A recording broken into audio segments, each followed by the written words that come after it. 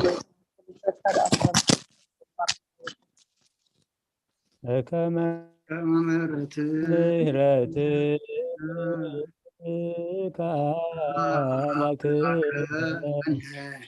وعقوبك مع بساني بك ممرتك أملاكني وعقوبك مع بساني بك ممرتك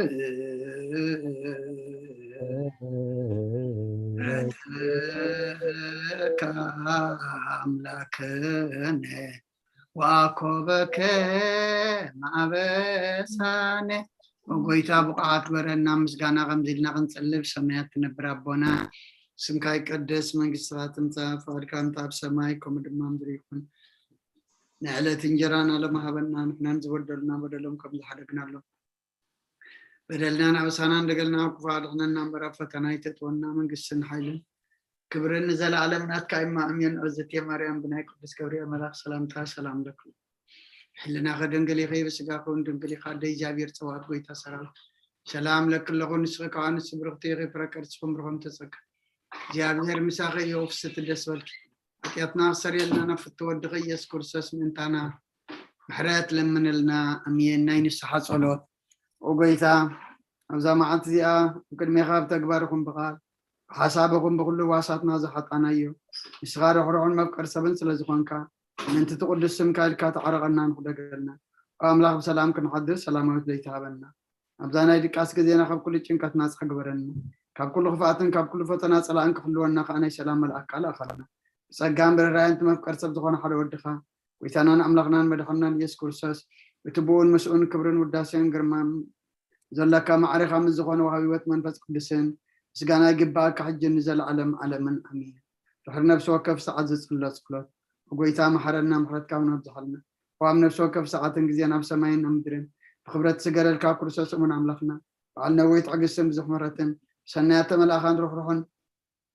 نتما أنا زقدام يوم حتى أتنياتاتون التمحر حتى بنسحات مليش به واتكنا برمبر موت زيت دلي من تصب يوم دلة تسفى سمايات كرهبو وكلهم نابدحنا تتقدم وقويتا بزا ساعة زي أنا بكل ساعات لما أنا نتقبل وثنا كان علنا إذا ذات كان قبر مرحنا منفسنا قدس سجانا حساباتنا ننسى تمنيتنا ونسمر ما منافوس حتياتنا حرقلنا ككله خفاء حزن سكات بترجع عنا كلنا نكون قبول صار ملعب تحلونا نودت أمنت كان مرة منتي نبت زي مرمر زي والسنين فتات كان بس حد لنا إسخان زل عالم برفق أمين وقويتا بقعات ورنا مسجانا خمزيلنا خنسلب سمايات تنبر ربنا سمكا يقدس من قصرات مسحة فقد كان طاب سمايكم دمام دريكم علات انجرانا لما هبنا احنا نزودلنا بدلهم زحدقنا له بدلنا نأسانا دقلنا كفاد احنا نمبر فتنا يتتونا من قصن حيلين كبرن نزل علمنا تقيم أمين وزت يا مريم بناي قدس جبريل ملا سلامتا سلام لك له حلنا خدنقلي خي بسقاهون دنقلي أبدا جابير صبات قويتا سراوي سلام لك له نسخكا نسبرختي خي فركرسهم برخيو وملئت أصقان جابير مساقي أوفست الدس والكي عطياتنا سريلنا نفت ودخي يسكر سس انتانا محرات لمن لنا آمين عليه وتسمع لنا زغبركم حزب እግዚአብሔር نزي ناي سولوس ጸሎተ ሰርክን ከምውን ሸዓተ ሃብታት ቅድስት ቤተ ክርስቲያን ኣብ ምክትታል ዘለኹም ኣብዘ ዘለኹም መኾንኩም ብኣንቃዶን ብጥብዓትን ትከታተልዎ ዘለኹም ቅድስት ቤተ ክርስቲያን እሴተ ጻድቃን ኣስበትሁታን ንኽፈልኩም ትብል ንኹሎም በስ ሰዓት እዚ ኣብ ጸበባ ኣብ ጸገም ኣብ ሽግር ንዘለዉ ረህዋ ሰላም ቅሳነት ዕረፍቲ ሃቦም ኣብ ቤት ማእሰርቲ ንዘለዉ ሙጻሓራ ይፍጠረሎም ብሞት ስጋን ዝተፈሊና ገነት መንግስተ ሰማያት ሃገረ ቅዱሳን የዋርሶም ኣብ መሪር ሓዘን ንዘለኹም ከዓ ደበሳ ቅዱሳን ይደብስኩም ንኹላህና ከዓ ዘስተውዕል ኣእምሮ ሂቡ ኣምላከ ቅዱሳን ፈጣሪና ዘስተውዕል ኣእምሮ ሂቡ መወዳእታና የጸብቐልና ኣብ ዝሓለፈ ግዜና ኣብ ምዕራፍ 10 ዝረኣናዮ ብዛዕባ ታሪክ ቤተ ክርስቲያን 10.2 ድሕረ ባይታ ቤተ ክርስቲያን 10.2 ኣካፋፍላ ቤተ ክርስቲያን 10.3 ጥንታዊት ቤተ ክርስቲያን 13.1 ክርስቶስ ኣብ ዝተወልደሉ ግዜ ዝነበረ ኣምልኾ ኩነታት ህዝቢ ዓለምን 10.3.2 ዘበነ ሃዋርያት 10.3.3 ህይወት ቀዳሞት ክርስቲያን እቶም ዝነበርና ደጊምና ምስቲ መጽሓፍን ምስቲ ዝሓዝናዮ መዘከርን እናናጻጸርና መሰረታዊ ኣገዳሲ ኣርእስቲ ስለ ዝኾነ ክንሪኦቶም ዘይነበርና ከዓ እንታይ ከም ዝነበረ ብዝሓለፈና እንታይ ከም ዝሓለፈና ተመልሽና ንክንሪኦ ንመዘኻኸሪ ሎሚ ኣብ ቁፅሪ 4 ምምራፅ ቀዳሞት ክርስቲያን ይብል ማለት እዩ እዚ ምዕራፍ 10.3.4 ኣለና ማለት እዩ ምምራፅ ቀዳሞት ክርስቲያን ቁፅሪ ኣመንቲ እናበዝሐ ምስከደ ኣብ ምምቃል መግቢ ፀገም ተፈጥረ ግብረ ሃዋርያት 6.1 ሃዋርያት ድማ ነዚ ፀገም ዝንምዕላይ ንኩሎም ቶም ኣመንቲ ኣኪቦም ናትና ተግባር ወንጌል ምምሃር እዩ ንሕና ማዕዲ ክንሰርዕ ክንብል ቃል ኣምላኽ ምስባኽ ክንሓድግ ኣይግባአናን እዩ ስለዚ ኣቱም ኣሕዋትና ካባኻትኩም ብፅቡቅ ዝተመስከረሎም መንፈስን ጥበብን ዝመልኦም 7 ሰብኣይ ሕረዩ በልዎም እቲ ህዝቢ ድማ ባህ በሎሞ ንእስጢፋኖስ እቲ ብእምነትን ብመንፈስ ቅዱስን ዝመልኦ ሰብኣይን ንፊልጶስን ንጵሮኮሮንን ንኒቃሮንን ንጢሞናን ንጰርሜናን ነቲ ናብ እምነት ኣይሁድ ዝኣተወ ኒቆላዎስ በዓል አንጾኪያን ሓረዩ ነጥቢ 5 ደድሕሪ ሃዋርያት ቀፂሎም ዝነበሩ ኣቦታት ቤተ ክርስቲያን ሃዋርያት ነቲ ጎይታና ኢየሱስ ክርስቶስ ዝመሃሮ ትምህርቲ ንኣመንቲ መምርሕን መፀናንዕን ክኸውን ሓድሽ ኪዳን ፀሓፉ እቶም 10 ሃዋርያት ስዒቦም ኣብ ቀዳማይን ካልኣይን 100 ዓመታት ዝተንስኡ ኣቦታት ድማ በታ ካብ ሃዋርያትን ሰዓብቶምን ዝተማህርዎ ቃል ኣምላኽ ነቶም ብምኽንያት ስደት ፋሕ ኢሎም ዝነበሩ ክርስቲያን ናብ ዘዝ ተበተንዎ እናዘሩ ከፀናንዕዎም ከኣሉ ከምኡውን ንኣመንቲ ብጌጋ ትምህርቲ ከይታለሉ ንምምዓድ ኣብ እምነቶም ንምጽናዕ ናይ እግዚአብሔር ውሉድ ምዃኖም ዘረጋግጽሉ ቅዱሳት ጽሑፋት ጽሓፉ ጽሑፋቶም ከዓ ኣብ ብሉይን ሓዲስን ተመርኮሰ ነበረ ካብኣቶም እቶም ምርያት እዞም ዝስዕቡ ይርከብዎም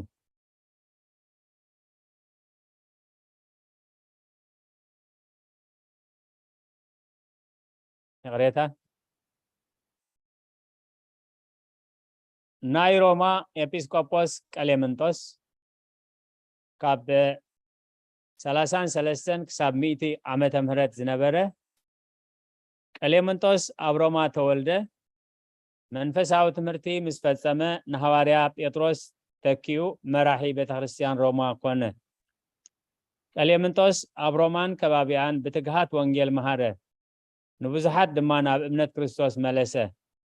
ንጳውሎስን ኣብ ምምሃር ይሕግዞ ነበረ ጳውሎስ ናብ ሰብ ፊልጵ መልእኽቲ ጽሕፍ ከሎ ዝተቆሶ ነዚ ቀሌምንጦስ እዚ እዩ ፊልጵ ምዕራፍ 4 ቁፅሪ 3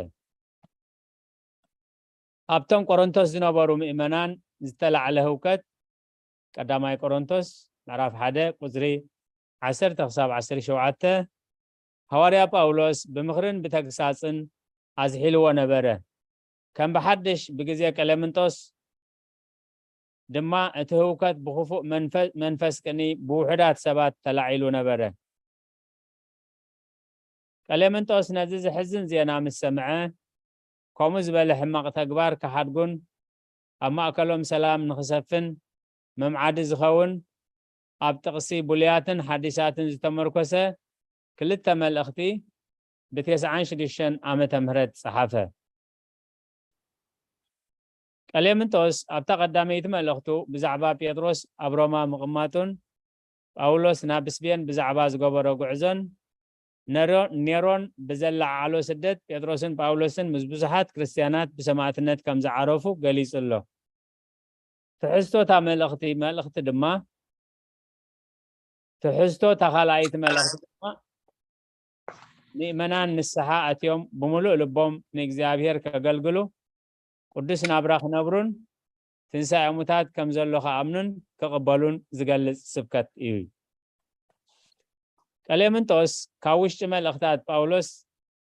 ካብ ቀዳማይ ቆሮንቶስ ካብ ሮሜን ኤፌሶንን ሓደ ጥቕስታት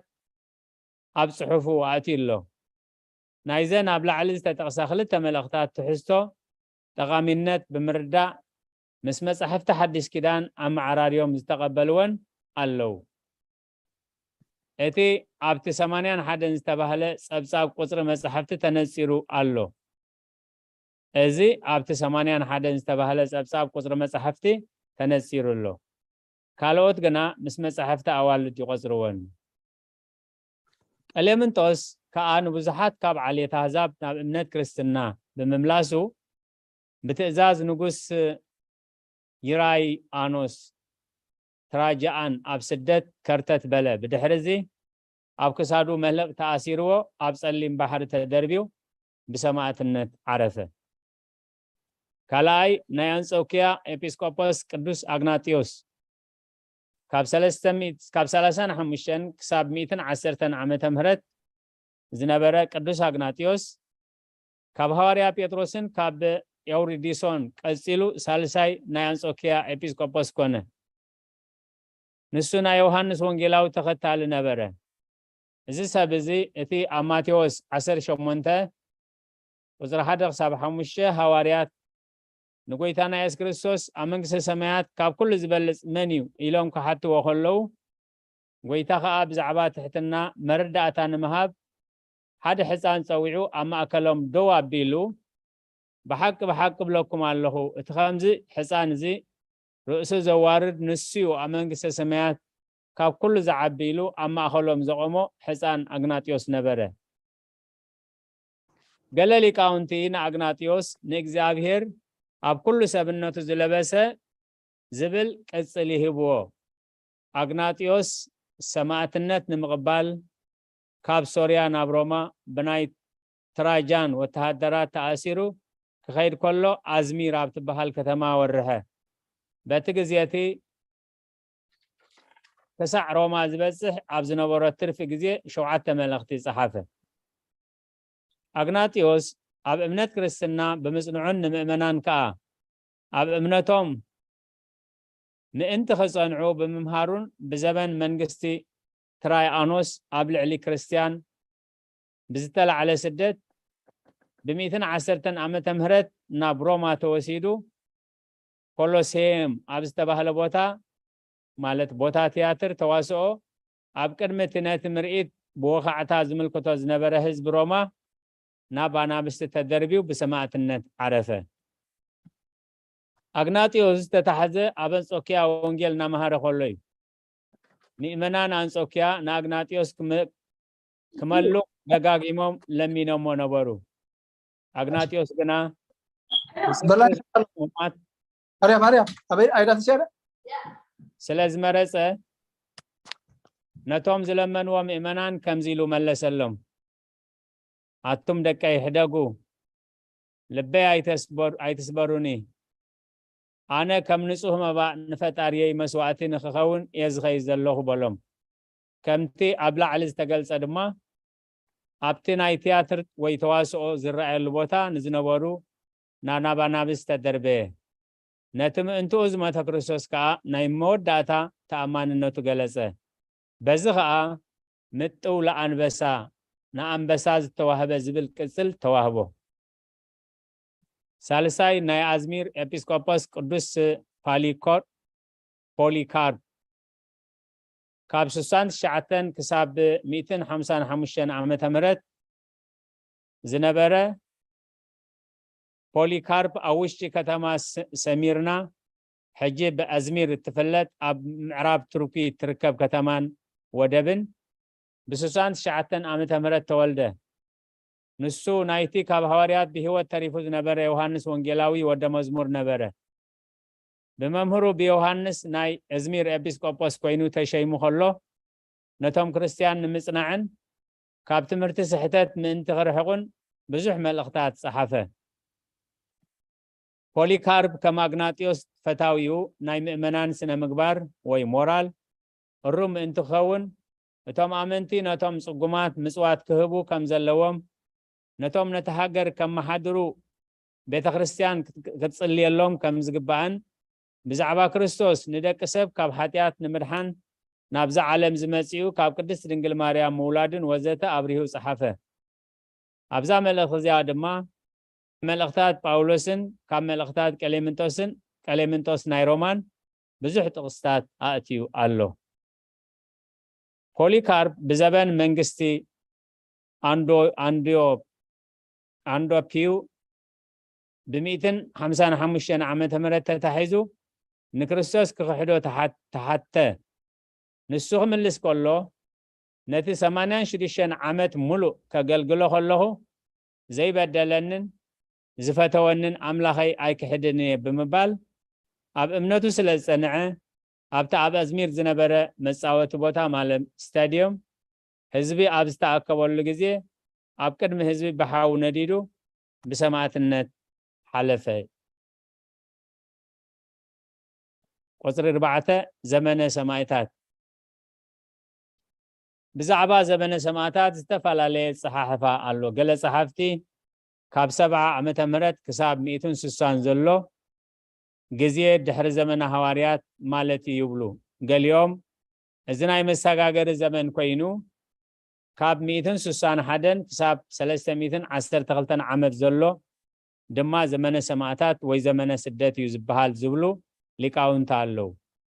እዚ ዘመን እዚ ቤተ ክርስቲያን ብዙሕ ቅርሳት ሰኣነትሉ እዩ በዚ ዘመን እዚ ኣብ ልዕሊ ቤተ ክርስቲያን ዝወረደ ገፍዒ ዘርዚርካ ወይ ቆፂርካ ኣይውዳእን ካልኦት ሊቃውንት ድማ ዘመነ ስደት ወይ ዘመነ ሰማዕታት ዝበሃል ካብ 64 ክሳብ 312 ዓመት ይብሉ ኣብዚ ዘመን እዚ ከብታ ኣብ ላዕሊ ዝተገልጸ ቤተ ክርስቲያን ነቲ ጽኑዕ እምነት ክትዝርግሕ ዝተጋደለትሉ ዘመን እዩ ኣብዚ ዘመን እዚ ኣብ ልዕሊ ቤተ ክርስቲያን ብርቱዕ ስቃይን ስደትን በጽሐ ምክንያቱ ኣቀዲሙ ባዕሉ ጎይታና ኢየሱስ ክርስቶስ ነቲ ግልያ ካብ ጎይቱ ኣይዓብን እዩ ኢለ ዝነገርኩኹም ቃል ዘክርዎ ንዓይ ኣሳዲዶም እንተኮይኖም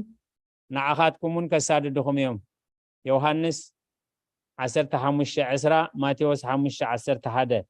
ብምባል እዚ ኩሉ ኣብ ልዕሊ ቤተ ክርስቲያን ዝበጽሕ ከም ዘለዎ ተዛሪቡን ምሂሩን ኣጠንቂቁን ስለ ዝነበረ እዚ ስደት እዚ ከይደንጎየ መጸ በቲ ዘመንቲ ኣብ ዓለም ኣምልኾ ነገስታት ገኒኑ ነበረ ገሊኣቶም መስዋዕቲ ዘይቅርብ ድማ ንዓቶም መስዋዕቲ ዘይቅርብ ድማ ከም ገበነኛ ይቁጸር ነበረ ነገስታት ሮማ ኣማልኽቲ ኢና ኣምልኾና ክብሉ ከለዉ እቶም ክርስቲያን ድማ ንእግዚአብሔር ኢና ነምልኽ ነገስታት ግና መራሕትና ስለ ዝኾኑ ካብ ልቢ ኢና ነፍቅሮም ስለ ዝበሉ ከም ገበነኛታት ተቆጽሩ ክርስቲያናት ንነገስታትን ጣዖታትን ብዘይ ምምላኾም ከም መዕገርገርትን ሓደገኛታትን ኣውጸሮም ሰላማውያን ምዃኖም ንምግላጽ እንተፈተኑ እኳ ሰማዒ ኣይረኸቡን ጸረብቲ ጣዖት ዕዮኦም ከየቋረጽ ብምሕሳብ ኣይሁድ ከዓ ህዝቦም ናብ እምነት ክርስትና ከይከይድ ብምፍራሕ ንክርስቲያን ከም ጸላእቲ ይምልከትዎም ነበሩ በአንጻሩ ከዓ ንእምነት ክርስትና ዝጣበቁ አፖሎጂስት ዝነበሩ ንሳቶም ኣብ ህዝብን ኣብ ገዛእትን እናቀረቡ ከዓ በቃልን ብጽሑፍን ነዚ ኣብ ላዕሊ ዝተጠቕሰ ክስታት ሓቅነት ዘይብሉ ምዃኑን ኣብ ዓለም ካብ ዘለው ኩሎም እምነታት ሓቀኛ እምነት ክርስትና ምዃኑን ይገልጹ ነበሩ እምነት ክርስትና ካብ ኦሪት ጀሚሩ ትንቢት ብዝተነግረሉ ብኢየሱስ ክርስቶስ ዝተመስረተ ምዃኑን ኣጸቢቆም የረድኡ ነበሩ ብፍላይ ከዓ እምነት ክርስትና ጠባይ ህዝቢ ዝእርም ብምባል ይማጎቱ ነበሩ ነዚ ንምርዳእ ከዓ ክርስቲያን ኣኽበርቲ መንግስትን ሓቀኛታት ምዃኖም እቶም ኣብ ልዕሊ ክርስቲያን ውዲት ዝገብሩ ኣይሁድን እቶም ንክርስቲያን ዘሳጉጉ ኣህዛብን ገና ኣብ ሕጊ ኣልቦነት ዝነብሩ ምዃኖም ብትብዓት ይዛረቡ ነበሩ እዞም ነዚ ሓቂ እዚ ብትብዓት ዝተዛረቡ ሊቃውንቲ ከዓ كمزي لهم بمزرابومن بمصحافومن بمسفارومن كم جبن سلازتقصرهم بسماعتنا عرفوا سلقالاتو እግዚአብሔር ዝተመስገነ ይሁን አቦና አበይ ቀሽተስፎ ማማ አኸልና አለው እዝመደብ ነቦና ከሳጋግሮኤ እተን ሳብ ሕጂ አብናይሎም ምሸት ዝራነን አስተታት ምራዝ ቀዳሞት ክርስቲያን ደድሕሪ ሐዋርያት ቀሩ አብያተ ክርስቲያን ከምኒ ቀለምንጦስ ናይ ሮማ ቅዱስ አግናጦስ ፓሊካ ዝበሃሉ ዞም ክንዝዞም ጽናሕና ናይ አዝሚር ኤጲስቆጶስ ካሊኮር ብድሕሪ ሞዳታ ዝራነኻ ዘመነ ሰማዕታት አቦና ናባኹም እሕልፈለኹ እግዚአብሔር ይግለጸልኩም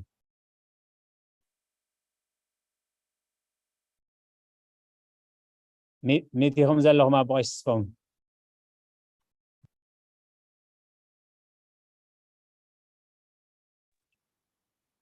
بنا بمرقتها أتصل وبات هيدا أمم قدا أتصلنا عندنا أبتنا مزمور جزينا ينامو كلنا خن بالله سألكم إلنا دحنا يكسلوا أنا ما خبر لما أنا جزي لهم سجدي دحنا أتصل ولا نباهم يدحن أكنا نباهم يبنا ما خيلنا يحتاج زي ما أنت ودي أكل الحين أتصل مو دحن كاو جميرنا نخدمه خصنا تزلنا أنت كمال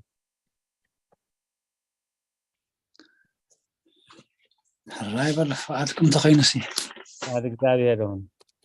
راي بس ما أب ولا من فسق دس هذا وعملاك أمين راي كم يكن يهم زاوير مزجن راي كم الحين كاب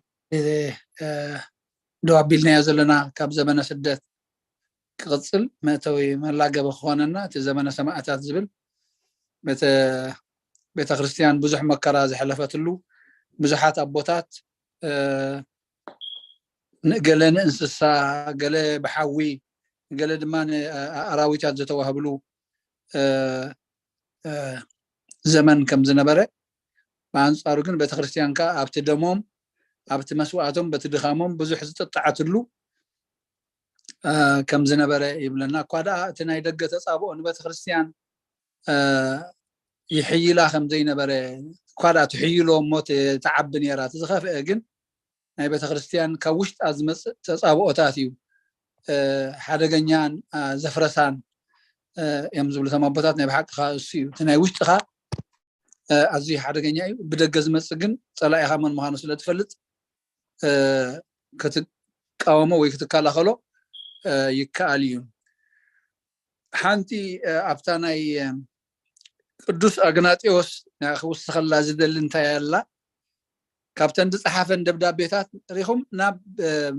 ناموت اندخد بوارديات عجبوسي بتسرح حق زي ابيهر كن زي قدفو زي خلينا نستوعلو زي انبيبنا حلف كان خيكوزي ناموت يزخيد زلو نابروما كقتل يزخيد زلو ግን ነቶም ደቁ ናይ እምነት ደቁ ደብዳቤና ጽሐፍሎ መኸይድ ነይሩ ሕጂ ካብተን ሓንቲ ካብ ኣዝ ዘስፈረሎም እንታይ ነራ ዝብል ጽሑፍ ኣሎ ነቲ ሬስኡ ከልዕሉ ወይ ንዑ ክቀብሩ ክብሉ ደቁ ኣብ ሓደጋ ምእንቲ ከይወድቁሲ እቶም ኣራዊሲ ከም ጥዑም ሕብስቲ ገለ ከየትረፉ ክበልዑን ኢሉ ይጽሊ ከም ዝነበረ قال خيترف قبل عنمو شعو ولا حنت ترف زقبر يبلو قال يبلو كم تعم مسواتي يبلو كم تعم مسواتي let the beast consume all my body like a sweet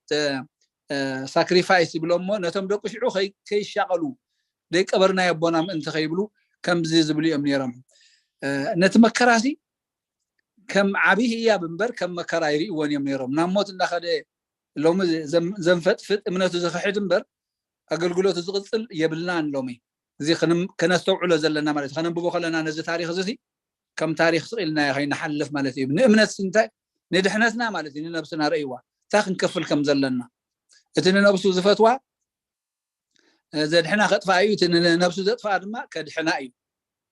زبلنا زيوم نتا سغا نتا نفسهم اطفيما ግን ናይ ዘለዓለማዊ ህይወት ረኺቦም ሞ ነዚ አቁብተይ ከነስተብህለ ለኸነስተንትን ስለዝደለኹ እየ ተኸነ መሃሮ ዝጸንሐና ዕሙቕ ኢልና ክንሪኦም እንቲ ሓሙሻይ ኣብ ዘበነ ስደት ኢና ዘለና ኣብ ዘበነ ስደት ድማ ካብ 61 ዓመተ ምህረት ክሳብ 250 ዘሎ ዓመተ ምህረት ብፈረንጂ ንክርስቲያን ኣጥፍዎም ዝብል ስለ ዝተኣወጀ ካብ ሓደ ሃገር ዘለዎ ክርስቲያን ክሳቀዩ ከለው ኣብ ካልእ ሃገር ዘለዎ ብሰላም ይነብሩ ነበሩ ማለት እዩ ካብ 250 ክሳብ 310 ዓመተ ግዜ ድማ ዕረፍቲ ረኸቡ ሕጂ እቲ ዘመነ ሰማዕታት ሓሊፉ ቁርብት ለይን ሓደ 60 ገለና ዓመት ኸውን ድማ ዕረፍቲ ረኺባ ሰላም ረኺባ ማለት እዩ እቲ ዘመነ ስደት ኩሉ ሓሊፉ ክርስቲያን ዘበለ ክጠፍእ ብኣዋጅ ስለ ዝተነገረ ብዘይ ንሕስያ ብጭካኔ የተቀትሉ ኣብተን ቀዳሞት 300 ዓመታት ኣብ መጀመርታ 400 ዓመትን ኣብ ልዕሊ ክርስቲያን ዝተኣወጀ ኣሰቃቂ ስቃይ ብሓፂሩ ከም ዝስዕብ እዩ እቲ ናይ ዘመነ ስቃይ ኢና ንርኢ ዘለና ሕጂ ብትእዛዝ ኔሮን ናይ ሮማ ማለት እዩ ዝተላዕለ ስደት ካብ 54 ክሳብ 68 ኣብ 64 ዓመተ ምህረት ከተማ ሮማ ክልተ ግዜ ብዓብይ ባርዕ ሓዊ ናብ ሓሙሽቲ ተለወጠት ብዙሕ ሰብ ከዓ ነደደ ነቲ ባርዕ ሓዊ ዝኣጎዶ ድማ ባዕሉ ኔሮን ነበረ ምክንያቱ ከዓ እቲ ኣረጊት ከተማ ጠፊኡ ሓድሽ ከተማ ንዑ ከዓ ሓድሽን ገፊሕን ቤተ መንግስቲ ክሰርሕ ደለየ እግረ መንገዱ እውን ነቲ ባርዕ ሓዊ ምርኣይ ባህ ይብሎ ነበረ እቲ ውዲቱ ረኣይዎ ኢኹም ነቲ ከተማ ነቲ ኣረጊት ኣቃፂሉሲ ሓድሽ ከተማ ክሰርሕ ሓድሽ ቤተ መንግስቲ ክገብር ኢሉ ባርዕ ሓዊ ክርኢ ድማ ባህ ይብሎ ሕጂ ናይ ሰብ ህይወት ናይ ሰብ ናብራ ምንም ይመስሎ ኣይነበረን ማለት እዩ ነዚ ናይ ኣረመኔነት ናይ ኣራዊት ባህርያት እዩ እቲ ሃብቱን ኣዝማዱን ዝነደዱ ህዝቢ ኣብ ልዕሊ ኔሮን ቁጥዐ ኣልዓለ ማለት እዩ ኔሮን ካብዚ ቁጥዓ እዚ ንምህዳም ነዚ ባርዕ እዚ ዘለዓልዎ ክርስቲያን እዮም በለ ከምስል ከዓ ካብ 64 ክሳብ 68 ን4 ዓመት ማለት እዩ ኣብ ልዕሊ ክርስቲያን ዘስካሕ ግፍዒ ፈጸመ ጴጥሮስን ጳውሎስን ኣብ ሮማ بسماعتነት ዓረፉ ኣብዚ ግዜ እዚ ማለት እዩ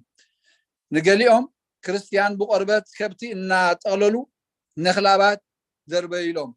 ንገሊኦም ድማ ፈቀዶ ኣጉናድ እናሰቀሉ አንደድዎም ነቶም ዝተረፉ ከዓ ኣብ ስምዒ እናኣለኹ ኣብ ግዜ ጸልማት ምን ትኸብሩሁ ኣብ ቦታ ኣትክልቲ አንደድዎም ብመጋዝ ኣብ ክልተ ተርተርዎም ነበሩ كلهم توم أب كتما روما زنبرو كريستيان بسماعتነት عرፉ እዚ ሁሉ ኣብ ላዕሊ ዝተጠቀሰ ስቃይ ዝተፈጸመሉ ድማ እዝሎሚ ቫቲካን ዝበሃል ዘሎ ቦታ ነበረ ማለት እዩ እዚ ግፍዕታት ዝግበረሉ ዝነበረ ሕጂ እዚ ቤተ ክርስቲያን ናይ ሮማን ካቶሊክ ሰሪሖሞ ዘሎ ቫቲካን ዝሃገር ኣብኡ ዝተፈጸመ ግፍዕታት ይነሩ ዝረአይዎ ሕጂ ስምዒ ለኺዮምሲ ክነዱ ከም ዝሓድሩ ይገብርዎም ነበሩ ክንብል ከለና እንተሰውዕልና ብህይወቶም እዮም ዘለው ተኣሲሮም ኣብ ጉንዲ ይስቀሉሞ ከም ዝነዱ መብራህቲ ከም ዝጥዋፍ ነንድዶ ዘለና ከምኡ ምስ ሞቱ ኣይኮነን ምስ መትካ ይትሪኦ ይትሰምዖ እዩ ብህይወት እንከለኻ እዮም ከምኡ ዘንድዶኻ ዘለው ብህይወት እንከለው እዮም ንጠምዮም ዝጸምሑ ዝቀነዩ ጾሞም ዝቀነዩ ኣናብስ ይወሃቡ ነይሮም ማለት እዩ ካልኣይ ብትእዛዝ እዚ መንዩ ኔሮ ድገበሮ ማለት እዩ እቲ ህዝቢ ናብኡ ምን ተኸይላዓል ንብረቶም ህይወቶም ዝጠፍኦም ህዝቢ ባር ዝገበሩ ክርስቲያን እዮም ተባሂሉ ነቶም ክርስቲያን ከም ዝኽሰሱን ከም ዝጭፍጨፉን ገይርዎም ማለት እዩ ብዙሓት ክርስቲያን ኣብዚ ግዜ እዚ ኣብ ስታዲየም እናተኣከቡ ከም ንመዘናግዒ ንጥቀምሎም ነይሮም አንዲዶሞም ንእንስሳን ኣራዊት ሂቦሞም ማለት እዩ በትእዛዝ ዶሚትኒያኖስ ዝተባሃለ ስደት 81 ክሳብ 94 ድማ ዶሚትያኖስ ብ81 ዓመት ሮማ ነገሰ ድሕሪ ነይሮ ማለት እዩ 15 ዓመት ድማ ገዘ ንሱ ድማ ከም ነይሮን ጨካን ነበረ ብ96 ዓመተ ምህረት ንክርስቲያን ከሳጉ ደለየ ኣምላኽ ዘይበሎም ኣቴይስት እዮም ኣምላኽ ዘይብሎም ኣቴይስት እዮም ኣምላኽ ዘይኣምኑሲ እቶም ዝበሃሉ ኣቴይስት እዮም ዝበሃሉ ጸላእቲ መንግስቱን እዮም ኢሉ እና ኣውሬ ልክዕ ከምቲ بزمن نيرون زتفصمه عينت سقاي ابتم ከተማ ሮማን ኣብ ከተማ ሮማ ወፃኢ ዝነበሩ ክርስቲያን የተናይ ጭካና አዋጅ ከም ዝፍጸም አወጀ ኣብ ግዜቱን ብዙሓት ክርስቲያን ሞቱ ወንጌላዊ ዮሐንስ ካብ ደሴት ጳጥሞስ ተወሲዱ ኣብ ቤት ማእሰርቲ ማሕዩር ከም ዝነብር ዝተገብረሉ ከዓ ኣብዚ እዋን እዚ ማለት እዩ እቲ ጢሞቴዎስን ኣናሲሞስን እውን በቲ ግዜቲ ብመሰማዕትነት ሓለፉ ማለት እዩ ይኹም ካብ ንዛረቦ ዘለና ካብ ዘመን ሃዋርያትን ከለው ጀሚሩ ካብ 64 ኢና ንዛረብ ዘለና ሃዋርያት እውን ነቶም ዝመሃርዎም ናቶም ተመሃሩ ከይተረፈ ዝመከራ ዝየጋጥሞም ከም ዝነበረ ክርስቲያን ዘበሉ ኩሎም ዝኣመኑ ባእታቶም በዚ ህይወት ዝይሓልፉ ነይሮም ድሕሪ ነይረ ዳሕራይቲ ዝመፀ ዶሚትያኖስ ዝበሃል ድማ ንሃዋርያ ዮሐንስ እውን ኣሲርዎ ካብ ዝነበረ ሓደ ንሱ ምዃኑ ብትእዛዝ ትራይኣኖስ ዝተላዓለ ስደት ሳልሳይ ማለት እዩ ትራይኣኖስ ነቶም ናይተን ኣብ ትሕቲ ግዝኣት ሮማ ዝመሓደረ ኣውራጃታት ኣመሓደርቲ ዝኾኑ ሽማምንቲ ንክርስቲያን ዘሳቀዩ በብዓይነቱ ዝኾነ ስቃያት ዝሓዘ ደብዳቤታት ኣመሓላለፈ በቲ ዘመን እቲ ንጣዖት ኣይነምልኽን ኣይንስውእን ዝበሉ ኩሎም ክርስቲያን ብሞት ተቐጥዑ ደድሕሪ ያዕቆብ ኣብ ኢየሩሳሌም ጳጳስ ኮይኑ ዝነበረ ስምዖን በቲ ግዜቲ ተሰቂሉ ዓረፈ እቲ ዝገብርዎም ዝነበሩ መስገደል ዝህብዎም ነበሩ ወይ ንዖም ከምልኽዎም ወይ ንጣዖት ዝሰርሕዎ ከምልኽዎ እዩ ኣብታ ቅድም ኢሎም ኣብ መንገታ ክምርና ዝፀንሑ ንመራሕትና ነፍቅሮም ደኣምበር ኣይነምልኾምን ንሕና ነምልኾ ንኣምላኽ ስለ ዝበሉ እዮም ይቅተሉን ንእንስሳታት ይወሃቡን ነይሮም ማለት እዩ እዚኦም ድማ ልክዕ ከምኡ ንጣዖት ኣይንሰግድን ኣይነምልኽን ስለ ዝበሉ ይቅተሉ ነይሮም ራብዓይ በትእዛዝ ማርቆስ ኣውሬልያኖስ ዝተባሃለ ስደት ዝተላዓለ ስደት ማርቆስ ኣውሬልያኖስ ሕያዋይ ሰብ እኳ እንተነበረ ኣብ ልዕሊ ክርስቲያን ግና ከቢድ ስደት ከም ዝፍፀም ኣዘዘ ክርስቲያናት እምነቶም ክኽሕዱ ተሓቲቶም እምቢ ስለ ዝበሉ በቲ እዋን እቲ ድማ ኣብቲ ግዝኣቱ ጥሜትን ሕማምን ስለ ዝተቀልቀለ እዚ ወሪድና ዘሎ መከራ ብኸንቱነት ኣምልኾ ክርስቲያን ጣዖታትና ተቆጢዖም ዘውረዱልና መከራ እዩ ዝብል ጉልባብ ኣብቶም ክርስቲያን ብመግረፍቲ ሰብነቶም ክሳዕ ዝበጃጀል እናተጨፍጨፉ ብዝተፈላለየ መቕፃዕቲ ይሓለፉ በቲ ዘመን እቲ ካብ ዝተቀትሉ ሰማዕታት ሓንቲ ፓራስኬቢ ትርከቦም ንሳ ብዛዕባ እምነት ክርስትና ዝተፈላለየ ስቃያት ምስ ተቀበለት ክሳዳ ብሰይፊ ተቆሪፃ بسماعتنا عرفت التسدت مرير بزحن ينيرو أبزرزر كياتنا أبزر قصة زمانات أنك سدت زخونو مراحة تراي كنت أقسم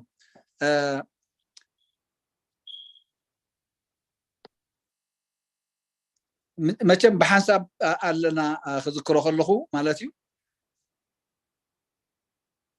زيهم لما أمنتكم كحادو يوم تباهيلهم أمنتكم كحادو يلهم إنبيلهم أتزخوان حفشاوي ناكلهم مخنياتات كن ريهم كلنا بحثت يونجلوهم كم زنبرو نيران تاريخ مو تحو بعلو ذا أقوده بسنك كريستياني ساتم يماندي دم مو قبلهم كله نر لنا زيد ما حجي أتي أقاتي مزنبرة تمية المكران سني كندتي نأملاخ بزي ما نخاب أملاخ بمرحانا إذا مكران زمن نظام كريستيان أملاخ سلزة أمنون أتوم طاوتاتنا سلزة يشتغلوا طاوتاتنا يم تقطع عملوا أتوم عيريو عايزهم عايزارو كم جوزانسي كم زقطعوا غيرهم سلزة زملخوهم نتوم كريستيان قدايك قبلهم كلو إنا نريح دي أتوم بخمسة حلفوا أبوتاتنا ديتاتنا تم قدسان بزحاتهم جن بحصر كانوا بلو لهم حامشاي بتأزاز بيستيميوس سبيروس زتلا على سجت الله كاب شحن 293 كساب 210 تحدين عام تمرد شادي شاي بتأزاز داكيوس زتلا على سجت الله كاب 240 شعتين كساب 250 حدن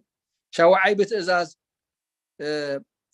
ديقلتيانوس زتلا على سجت كسب 284 كساب 350 عام تمرد مالتي اتي خمسة عينة سدت قل نتابة كريستيان مليشو داعس نعمبر مسارتها كابدم كريستوس جميرة بثم بدم سماعتات أقل زت الطعت سلزخونت كوادا مكرا سدت مسزمس الله متوانجل مليشو يزرقح كم زنبره ኢና ንርኢ ታሪኽኩም እዩ ዘሪአና ቃል ኣምላኽ እውን ከምኡ እዩ ዝነግሮም ብምኽንያት ገይሩ ካብ ሓደ ከተማ ናብ ሓደ ከተማ እንትኸዱ የሳጉግዎም እሞ እቲ ስርሖም ግን ኣየቋርፁን ናብ ሞት እንዳኸዱ ስብከቶም ይቕፅሉ ከም ዝነበሩ 10.4 ንምስፋሕ ክርስትና ዝሓገዙ ባእታታት ቀዳማይ ምትርጓም ብሉይ ኪዳን ብትእዛዝ ዳግማዊ ብጥሊሞስ ፒቶሎሚ ይበሃል ናይ ግብፂ ናይ ግብፂ ኣብቲ ግዜት ዝነበሩ ማለት እዩ ፒቶሎሚ ዝበሃል ብ284 ክሳብ 246 ቅድሚ ልደተ ክርስቶስ ኢና ንዛረብ ዘለና ካብ 85 እንዳጎደለ እዩ ዝኸይድ ራእይዎ ካብ 85 ክሳብ 246 እቲ ዓመተ ምህረት እንዳጎደለ እቲ ዓመተ ዓለም እንዳጎደለ ናብ ዓመተ ምህረት ክንበፅሕ ከለና ማለት እዩ ኣብ እስክንድርያ ካብ ዕብራይስጢ ናብ ቋንቋ ግሪክ ብሰብዓ ሊቃውንቲ ተተርጎመ ክትርጎም ዘድልየሉ ከዓ ህዝቢ ብዝሰምዖ ቋንቋ ንምቕራብ እዩ ከምኡ ስለ ዝተገብረ ድማ ካብ ኣሕዛብ ብዙሓት ብእግዚአብሔር ኣመኑ ቀፂሎም ድማ በታ ቀዲሞም ነቢያት ኢየሱስ ናብዚ ዓለም እዚ ከም ዝመፅን ካብ ቅርሲ ድንግል ከም ዝውለድን ትንቢት ተነቢዮምሉ ዝነበሩ ጎይታና ኢየሱስ ምስ ተወልደ ኣሕዛብ ብኡ ኣሚኖም ክርስትና ተቐበሉ ይኹም ብንጉስ በቲ ዝነበረ ፕቶሎሚ ናይ እስክንድርያ ሓላፊ ነቶም ዕብራይስጥ ዝኽእሉ ህዝቢ ወይ ምሁራት ሰብዓ ሊቃውንቲ ይበሃሉ ገለ ብእንግሊዘኛ ክሰምዑ ከለኹም ናይ ሰብቱጂያን ትርጓሜ ዘለዎ መጽሓፍ ቅዱስ እቲ ናይ መጀመርያ ካብ ዕብራይስጢ ናብ ግሪክ ዝተተርጎመ እዩ እቲ ብሉይ ኪዳን ዝነበረ ኩሉ ናብ ምንታይ ተርጊሞሞ ናብ ግሪክ ቋንቋ ተርጊሞሞ እዚ ብምኽንያት ዝተርጎሞም ድማ ሰብ ምእንቲ ክሰምዖ ምኽንያቱ ኩሎም ኣብቲ ግዜ ዝዛረብዎ ዝነበሩ ዋላቶም እስራኤላውያን ተማ ይሁዳውያን ናብ እስክንድርያ ዝነበሩ ዝሰምዕዎ ዝዛረብሉ ዝነበሩ ቋንቋ ግሪክ ኮይኑ ማለት እዩ ዳርጋ ዝበዝሕ ህዝቢ ዝዛረቦ ግሪክ ስለ ዝነበረ ናብ ግሪክ ክትርጎም ተገዲዱ እዚ ዝገበሩ ግን ነቶም ምሁራት ኣኪቡ ሰብዓ ሊቃውንቲ ኣኪቡ ኣተርጉምዎ ኢልዎም ማለት እዩ በዚ ምኽንያት ከዓ ብዙሓት ኣሕዛብ ናብ እምነት እግዚአብሔር መፅዮም ይብለናል ካልኣይ ምስፍሕፋሕ ንግስነት ሮማ ድማ ንክርስትና ሓጊዙ ማለት እዩ ንግስነት ሮማ ንዓለም ብምግዝኡ ከዓ ንምስፋሕ ትምህርቲ ክርስትና ኣዝዩ ሓገዘ ምኽንያቱ ኣብ ሰፊሕ ግዝኣት ሮማ ኣይትሕለፍ ኢሉ ዝኽልክል ኣይነበረን ናይ ሕለፍ ወረቐት ዝሓትት እውን ኣይነበረን ከምዚ ናይ ሎሚ ዕሩይ መንገድን ወደባትን ባሕርን እኳ እንተዘይነበረ ወተሃደራት ሮማ ዓመፅቲ ስለ ዝጠፉ ሰበኽቲ ወንጌል ንምስትምሃር ነናብ ዝደለይዎ ሃገር ከም ልቦም ይኸዱ ነበሩ ንዓለም ብምልእታስ ናብ ብዙሕ ስለ ዝተዘርግሐ ግዝኣት ሮማ ምንቅስቃስ ምቹእ ነይሩ ክርስትና ክስፍሕፋሕ ክኢሉ ማለት እዩ ስለዚ ንሪአን ዘለና ሃይልና ቋንቋ ዕብራይስጢ ሰብ ዘይሰምዖ ስለ ዝነበረ ናብቲ ሰብ ብሓባር ብብዝሒ ዝዛረቦ ዝነበረ ቋንቋ ናብ ግሪክ ተተርጊሙ ካልኣይ ድማ ግዝኣት ሮማ ብምስፍሑ ንዓመፅትን ሰረቕትን ስለ ዘጥፍእዎም ካብ ቦታ ናብ ቦታ ክትንቀሳቀስ ከለካ ድማ መንቀሳቀሲ ወረቐት ዘይሕተት ስለ ዝነበረ ነቶም ሰበኽቲ ወንጌል እዚ ምቹእ ባይታ ፈጢሩሎም ቋንቋ ግሪክ ቅድሚ መንግስቲ ሮማ እስክንድር ዓብይ ብዙሓት ሃገራት ይገዝእ ነበረ ጎይታና ኢየሱስ ክርስቶስ ኣብዚ ተወልደሉን ዘመን ቋንቋ ግሪክ ኣብ ብዙሕ ክፋል ዓለም ተዘርጊሑ ነበረ እዚ ኩነት እዚ ንስብከተ ወንጌል ኣዝዩ ጠቐመ በዚ መሰረት ድማ መብዛሕትኡ ሓድሽ ኪዳን ብቋንቋ ግሪክ ክፅሓፍ ከሎ ውሕዳት ብላቲን ዕብራይስጥን ተፃሕፉ ቋንቋ ናይ ሓድሽ ኪዳን ብከምኡ ተፃሒፉ ከምቲ ዝረኣናዮ ድማ ብሉይ ኪዳን ድማ ናብ ግሪክ ተተርጊሙ ማለት እዩ ብዙሓት ህዝቢ ሰባት ቋንቋ ይዛረቡ ስለ ዝነበሩ በዓል ሓምሳ እቶም ካብ ፍልስጤም ወፃኢ ዝነብሩ ኣይሁድ በዓል ፋሲካን በዓል ጴንጠቆስጤን ክኽብሩ ኣብ ዝመፅሉ እዋን መንፈስ ቅዱስ ንሃዋርያት ተዋህበ በዚ ዕለት እዚ ከዓ ብስብከት ጴጥሮስ ብዙሓት ክርስትና ተቐበሉ ናብቲ ዝመፅሉ ሃገር ተመሊሶም ድማ ክርስትና ሰበኹ ኣብ ሓንቲ መዓልቲ 3000 ሰብ بنا سبكت بيتروس كريستنا خمسة تقبلوا أبقى حواريات نريو معرفة كلته حجي زيهم سبعة زياتهم جن نعوم ترى يكونون أمينهم صغر زوجوا كم كريستيانون كومينا كم زقبانا نعها تتقيم كان خال إدما نبدأ حنا كتملس لازم أزيد ما كبزح حجرات كم ممسوم مثلا ببي سمعوا وقانقا خزاربو سلازي توهبهم اتوم حزبو وزنبرو بسمعوا وقانقا تسبيهم امينهم نتيزا امان ودما نابتي زمصو لهاجر حيزم مخدو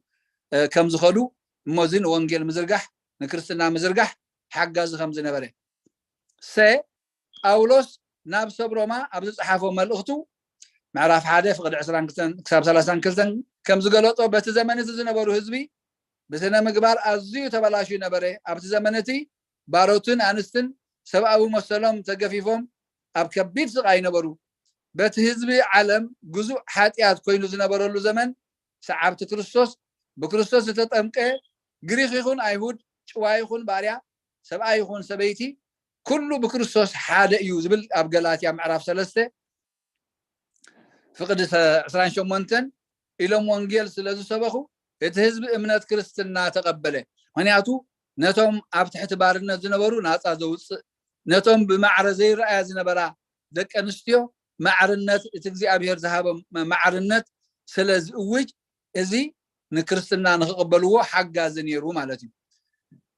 فقر كريستيان اتوم كريستيان دخان هابتامن بويتان جيليان كيتبهالو نحد حدهم بمفقارهم فقدوا بوتو هواريا زغبرو وزنبرو تأمرات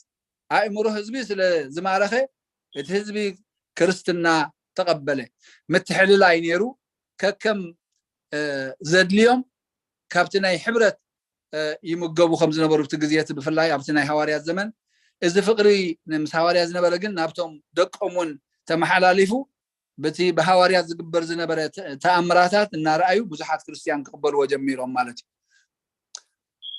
عسرت نت بحمشته غزينا بخم يابي مرغتاي هنكسل بنا كسل ده عسرت نت بحمشته ابز تفلالي زمن تلعلو ممران حاسوت زي قلب نبللا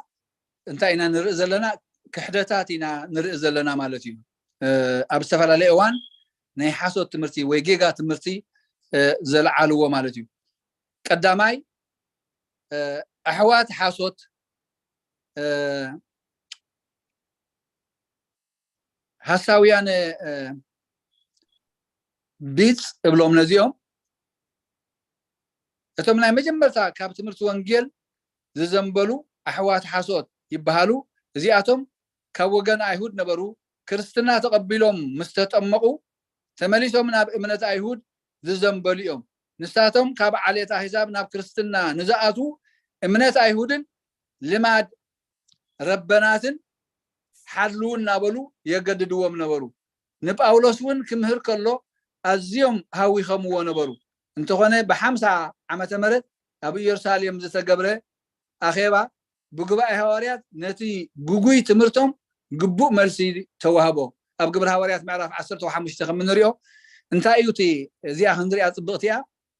كلت نغر ابزي اخن مهارينا حدتي زمهر وزنبرو تمرتي ناي سحتت مخانو انتايو كريستنا اندحر تقبلخا غزرت نتي ابال نايتا محبر ناي እግዚአብሔር ቤተሰብ ንختكون اتب غزي اوريت زنبره تسعيرو مالتي وي تتكيو بጥምቀት حجي انت زي تغزيركم كريستيان كتكونوا ايتخونن يخم نتي ناي سرعات ايهود زنبره ناي بلوي كيدان زنبره ግድን ክትገብሩ ወለኩም ኢሎም የገድድዎም ነይሮም ንርሲዮም ክርስትና ተቀቢሎም እዮም ዘለው በግዝረት የመጽዮም በቲ ናይ ብሉይ ኪዳን ስርዓት ሕጂነቶም ካብ አህዛብ ዝመጹ ዝነበሩ ግዝረት እንታይ መኻኑን ዘይፈልጥዎ ግን ተዘይ ተገዚርኩም ክርስቲያን ክትኮኑ አይትኸሉን ይኹም ብልዎም ነይሮም ስለዚኦም ሐዋርያት ኣብዚ ግዜ እዚ አኼባ ገይሮም በ50 ዓመተ ምህረት ጉባኤ ገይሮም ከመይ ንግበር ኢሎም ሐዋርያ ጳውሎስን ከምዝር ኣብዚ ከምዝ ነገረና ዘሎ ኣብት ክምህር ከሎ ብዙሕ ሃዊኸሞ ማለት እዩ ምክንያቱ ትንሳቶም ዝኣምኑሉ እምበር ተዝተማሃርዎን እቲ ጎይታ ዝበሎምን ክገብሩ አይድልን እዮም ዘለው ክርስቲያን እዮም ግን እቶ ይሕዋት ዝበሎም ግን ኣብ ሓሰውቲ ይሕዋት ብሎም ምክንያቱ ክርስቲያን ስለዝኾኑ ሓሰውቲ እዮም ግን ዝሕስዎ ዘለውኻ እዝን ተዘይጌርኩም ኣብ ክርስትና ይተኣትውን ይኸም ኢሎም ይዓግትዎም ስለዝነበሩ እዩ حجي كلتا نجر كنا مهارن زبالكم بزيا حدا تأمنت كابت كريستوس زبالهم من العلي خصون كنكين كم زي بلهم كلا يتدمع نتزي زكبر زنبرة سحتات جوا أجرهم فتحوا وخلوا إنان اليوم كاب زحلقة نتعود كاب زتسوء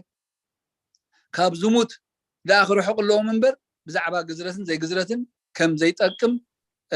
كنقروهم كلوا حواريات نتوم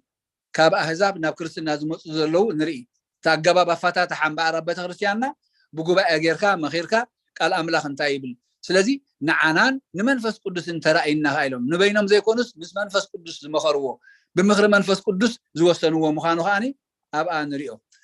كالاي جنوستيكاوية زبحال جنوستيكاونت قدم كريستنا زنبره ناي ايهود امنت بموساد ناي رحوق مبراق صوت واين ناي غرخاويان فلسفنان انحوسه زمعبل امنت كوينو دحر كريستوس بسغا مغلاصو مس كريستياناوي امنت كتحنافص جمره امنتي كمتنا كريستوس زعينتو مستيراوي فلطت يو زدحن مسارتاو امنت اللو بزي كازي بزعبا صبقون كفون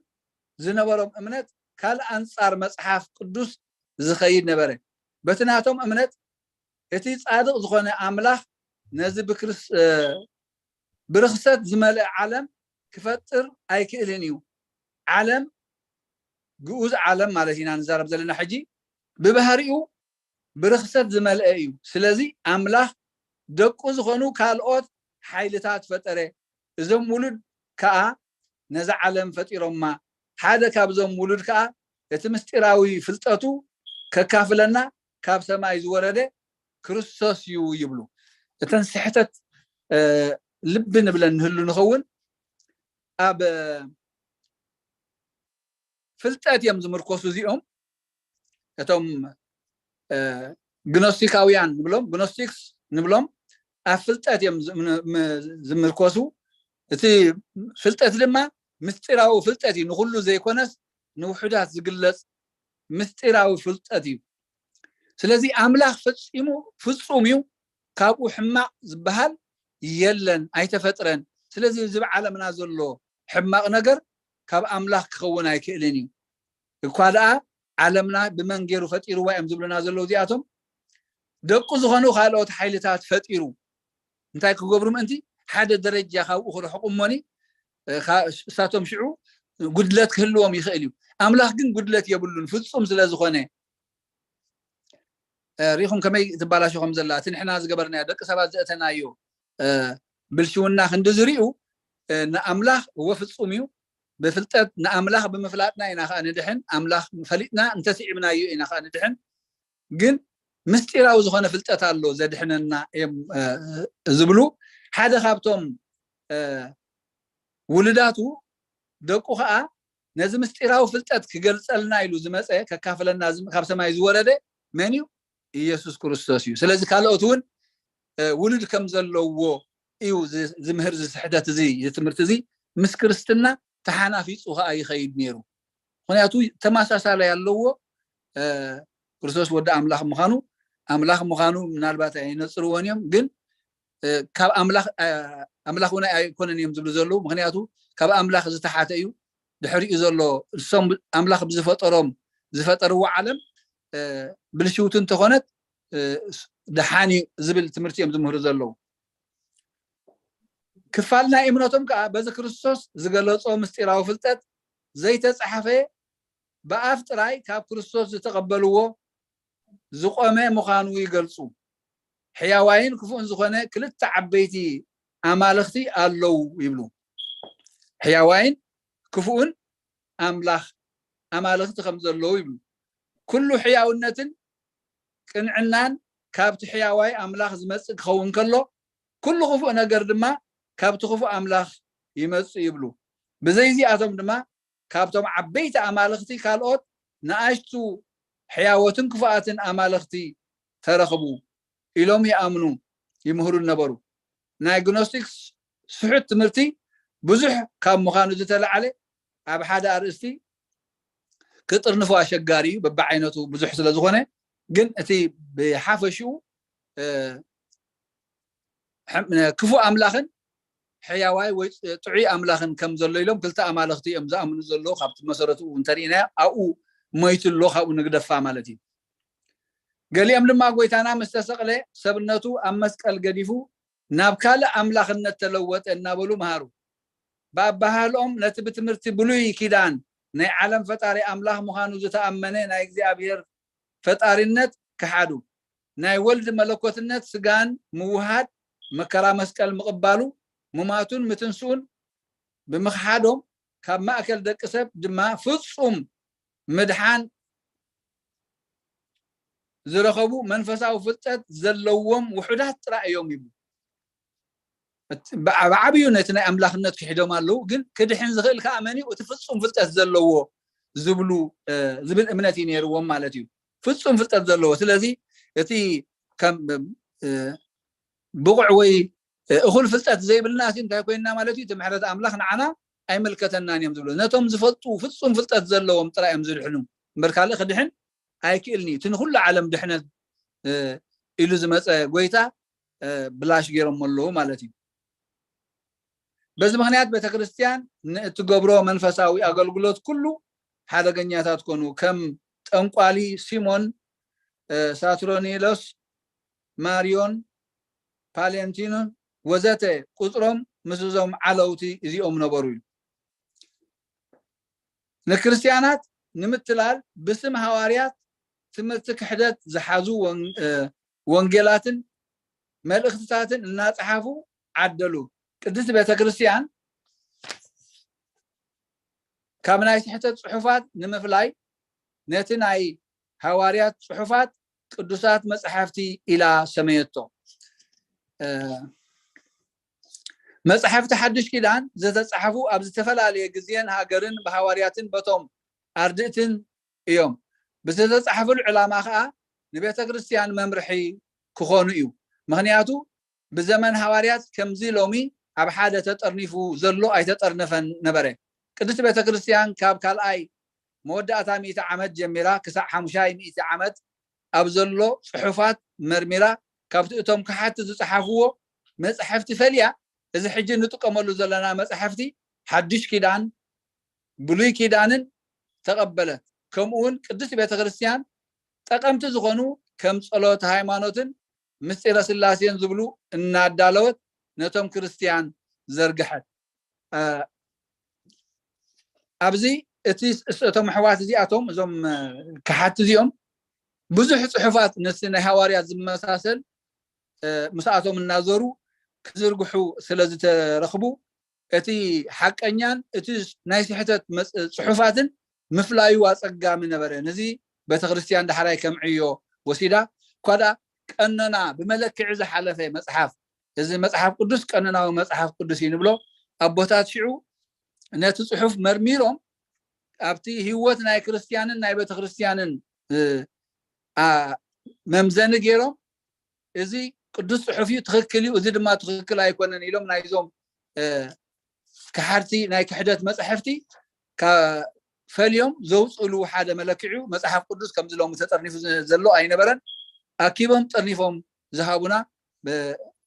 كاب زيوان زي جميرو مالتي حساب 497 اوانات مالتي ما حسب بمرغتا غزينا باخو ميغدي في الله الراي قال هيوت يسمع لنا بنا اب مزمور كنعاتمو دحري مزمور حتوتات انتلو كمون كابزي نايلومي بزح ارستات انتاينا تماهرنا زبل كنرينا ني غزيو جن نشت عرفت خوننا ناب مزمور كنعاتينا سلازي ارسلنا بسلاس دي امنو حساب حج انتاي رينا تنكلت زراناين حسوتي يحوات إلنا ويدماتهم جنوستيس سنبلهم فلت ترى هذا دحين زبلو كلتا امالختي طعين حماقن كم زلو زامنو زيني نارينا توم حسوت بصوت جن ابتي ناي بلوي كيدان غويتا متكاتا بتمكت فلاي تكو ነቶም ኣሕዛብ ናብኡ ዘእትዉ ከም ዝነበሩ እዚአን ናርኢና ዘለና ሞ ተን ክሕደታት ብዙሓት እየን እንዳረኣናየን ከይድና ፅቡቅ ክሕግዘና ክእል እዩ ማለት እዩ ቃለ ህይወት የስማዓልና ኣቦና ሕራይ ንመዝሙር ዝተዳለኹም ወይ ዝተዳለኽን ብፍላይ ከዓ ቅድሚ ሕጂ ዘሚርኩም ዘይትፈልጡ ወይ ተሚርክን ዘይትፈልጣ እንተለኹም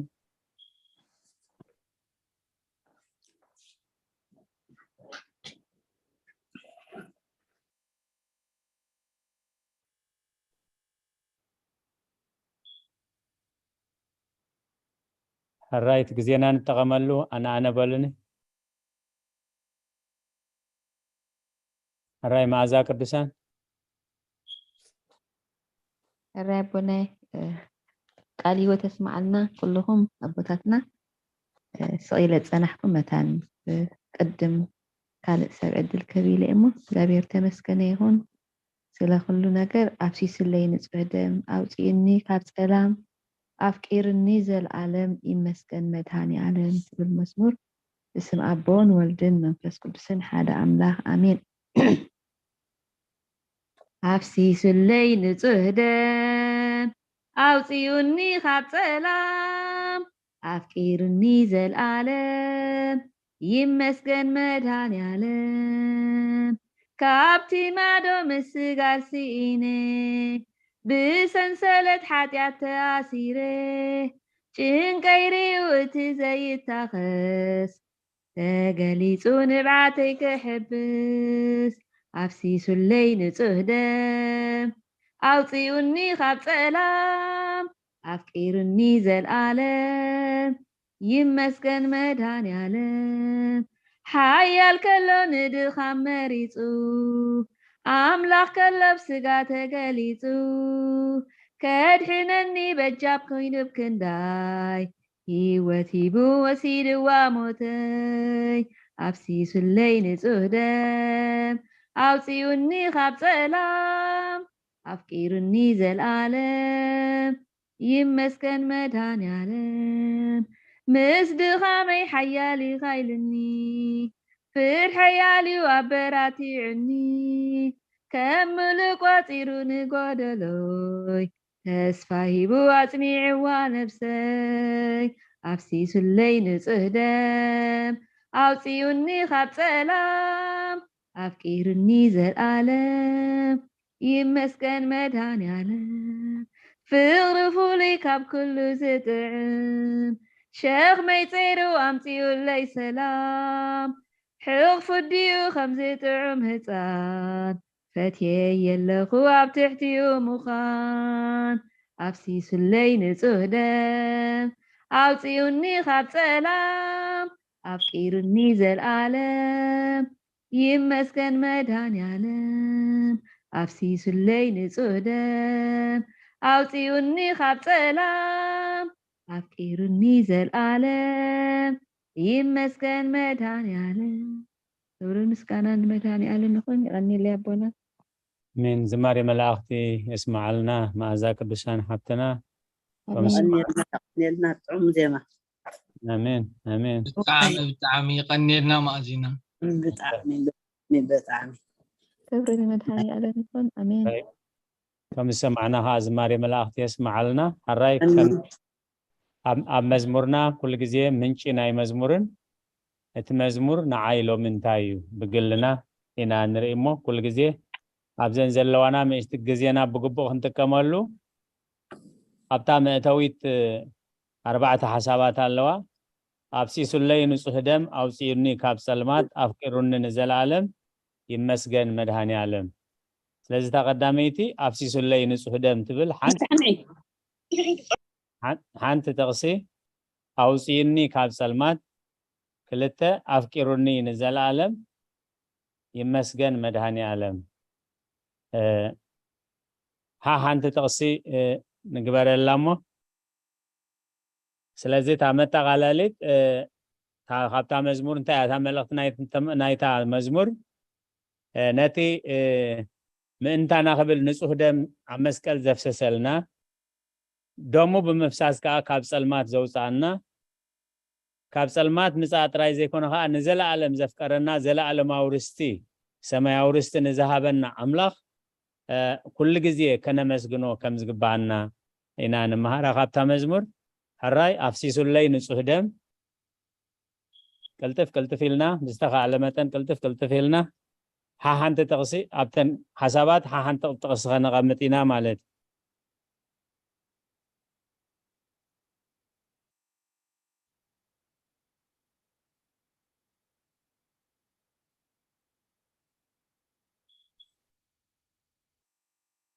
ኣይ ንደንጉ ሕራይ ተቐዳመይቲ ኣፍሲሱለይ ንጹህ ደም ትብል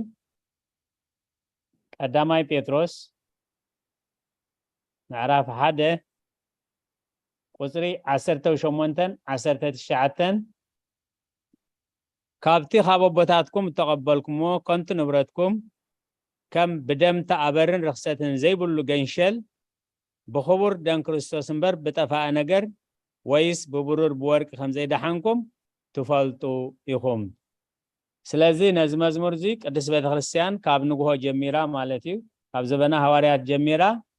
በደሙ ክቡር ቤዘወን ኣኮ በወርቅ ሃላፊ ዘተሳየጠን እናበለት ትዝምሮ ኣፍሲሱለይ ንጹህ ደም ሕራይ ናብታ ካልኣይቲ ኣውፅዩኒ ካብ ጸልማት ትብል ቅልጥፍ ኢልና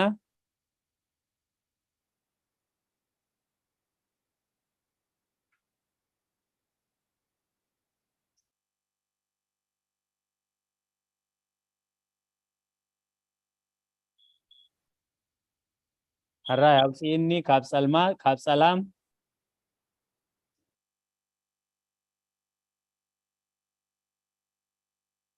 ስማዕ ኣለኹ ደ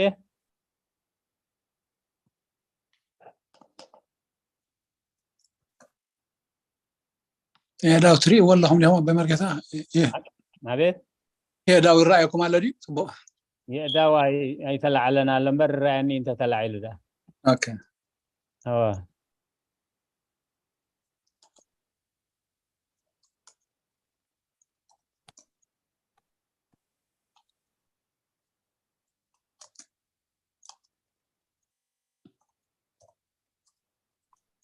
ሕራይ ኣውፅዩኒ ካብ ጸልማት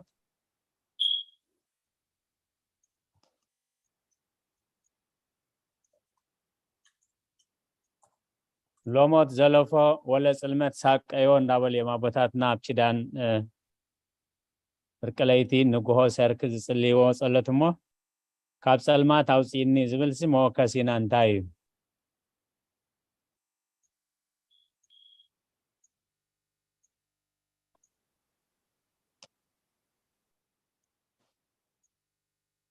ولا نابتن تحتين زلوا حساب زمصلكم افكرن نزلالم يمسكن مدهاني عالم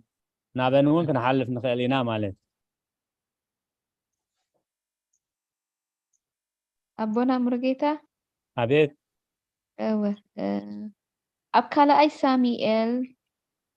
14 هو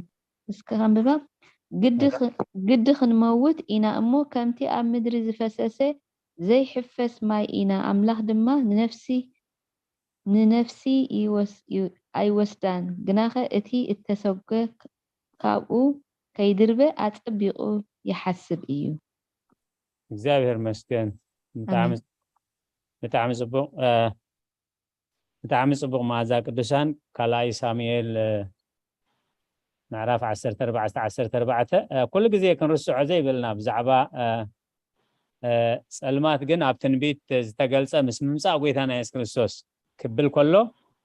እቲ ኣብ ጸልማት ዝነበረ ህዝቢ ዓብይ ብርሃን ዝረኣየ ዝብል እዚ ኩሉ ግዜ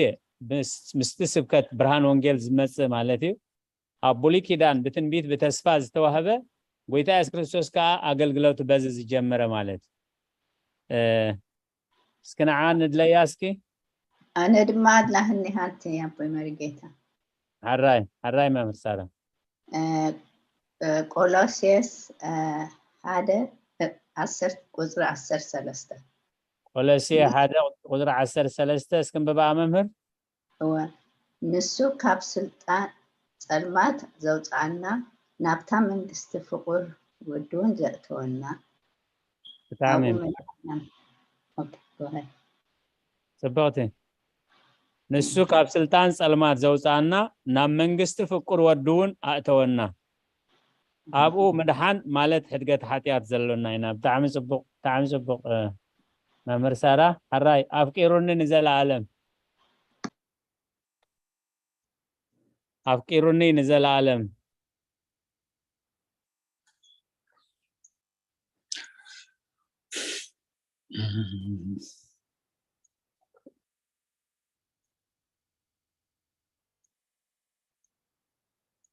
ኣፍቂሩኒ ንዘለዓለም ትብል ቃል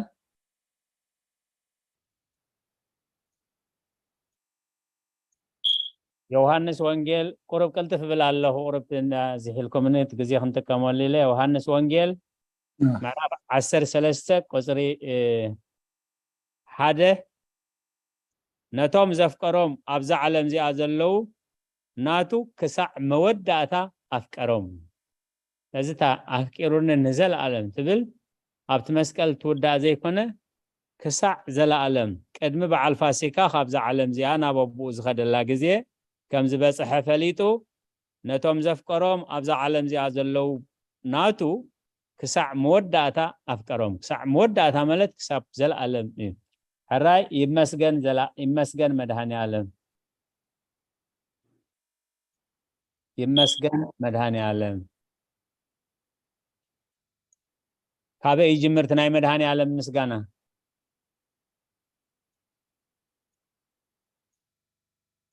እቲ መልአኽ ነቶም ጓሶት እንታይ ኢልዎም ሎሚ መድሃኒ ብዓዲ ዳዊት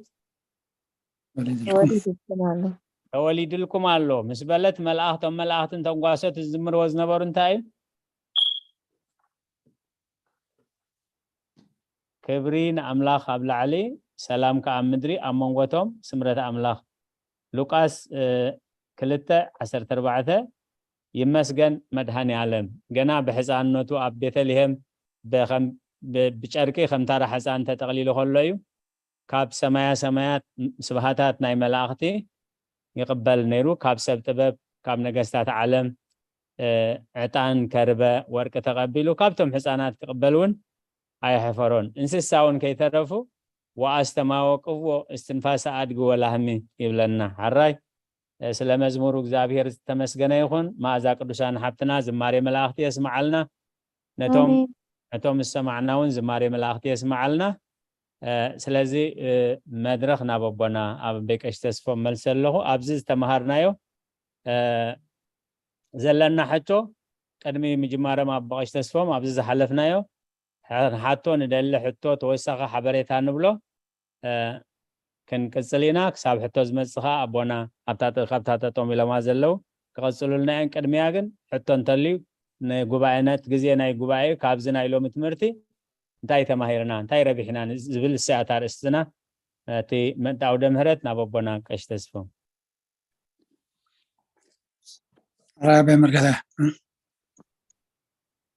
መድሃን ክንቅፅል ዶ ዋላ ገለ ርእቶት ኣለኩም ወይ ሓሳባት እንተለኩም ዘስፍሕ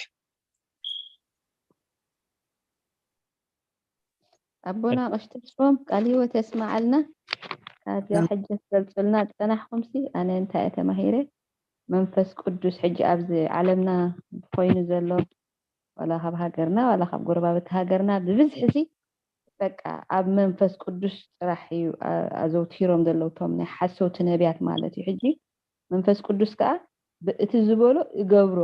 ከም ዝኾነ እምበር ካብቲ ከም ዝኸውን ኢሉ ንሓደ ቅዱስ ኣቦ እንድሕር ደኣ ተዛሪቡሲ ከም ዘለዎ ከተብፅሓ ከም ዘለዋ እቲ ዝተባሃለ ከዓ ክኸውን ከም ዘለዎ ደኣ እምበር እወ ከምዚ ኢልኒ ነይሩ መንፈስ ቅዱስ ግና ኢሎም ካብ 12 ተዛሪቦም እቲ 8 ግን ባዕሎም ዝፈጥርዎ ካብ ውሽጦም ማለት እዩ ዘይኮነ ሕጂ ኮምፕሊትሊ እዚ ንሕና ካብዚ እንታይ ንርዳእ ማለት እዩ ኣብ ዌብሳይታት ትርኢ እንዲኻ ገኒኑ ዘሎ ሕጂ ስፔሻሊ ኣብ ኢትዮጵያ እንደገና ከዓ ደቂ ኤርትራውያን ከዓ ኣብ ከይዶም ኣብኡ ከምኡ ይብሉ ማለት እዩ ሕጂ መንፈስ ቅዱስ እንተደኣ ግበር ኢልካ ክትገብር ኣለካ ዘይኮነ ሓበሬታ ከዓ ከም ዘይህበካ እሞ ህዝብና ካብዚ እንታይ ክርዳእ ኣለዎ ጥራይ መንፈስ ቅዱስ ኢልና ኢልካ ብዝበሉካ እቶም ሓሰውቲ ነቢያት ተዘርጊሖም ዘለውሲ ብኸምኡ ክንኣምን ከም ደይብልና መንፈስ ቅዱስ ትክክል ዝኾነ ትክክል ዝኾነ ሓበሬታ ይዝብ ትክክል ዝኾነ ኢንፎርሜሽን ክሊር ዝኾነ ንሰብ ብዝርድኦ ቋንቋ እቲ ቋንቋ ከዓ አንተው ኢልኩም ነርኩም ማለት እዩ ኣብ ኣንእሽተይ ኢለ ካብዚ እንታይ ተማሂርና ኢለ ፅሒፍያ ነይረ እዋ መንፈስ ቅዱስ ብትክክል ከም ዝዛረብ ብትክክል ከዓ ከም ዝገብር ካብቲ ዝተተንበዮ ግዜ ከዓ ብቀምዚ ዕለት ከምዚ ኢሉ ነይሩ ግን ከምዚ ይኮነን ናተይ ጌጋ እሞ ኣነ ተጋጌ ነይረ ኢልካ እቲ ሰብ ሕጂ ኣብ ብዙሕ ታሽሙ ኣትዩ ዘሎ ህዝብናሲ ብጣዕሚ የደንግፀኒ ስለዚ ካብ ከምዚ ዓይነት ትምህርቲ ስሕተት ንሕና እውን እንቁጠብ ከም ዘለና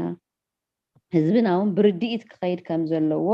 እቲ ትክክለኛ ዝኾነ መንፈስ ቅዱስ ተማቦታሲ ንትክክል ኣብ ዓለምኦም ይሞቱ ነይሮም ዳእምበር መንፈስ ቅዱስ ዘይበሎ ከምዚ የመሓላልፉ ከም ዝነበሩ ተረዲኤ ኣነ ካብዚኣ ናይ ሎሚ ምሽት ክገልፁልና ንስኹም እዚኣ ተረዲኣትኒ ክብሪ ምስጋና ንመድሃንያለም ኣሜን ኣሜን ኣብቲ ናይ ስሕተታት ትምህርቲ ብሓፈሹ ኢና ንርኢ ዘለና ማለት እዩ እዚ ናይ ትንቢታት እንተዳሪእና ቅድሚ 3-4 መዓልቲ ተኾንሲኒ ሒዘያ እኳ ኣለኹ ካብዞም ናይ ኣቦታት ናይዞም ኦርቶዶክስ ግሩፕ ሓንቲ ንእሽተይ ፅሕፍቲ መፅያትኒ እዚ ናይ ትምህርቲ ነቢያት ዝበልክዮ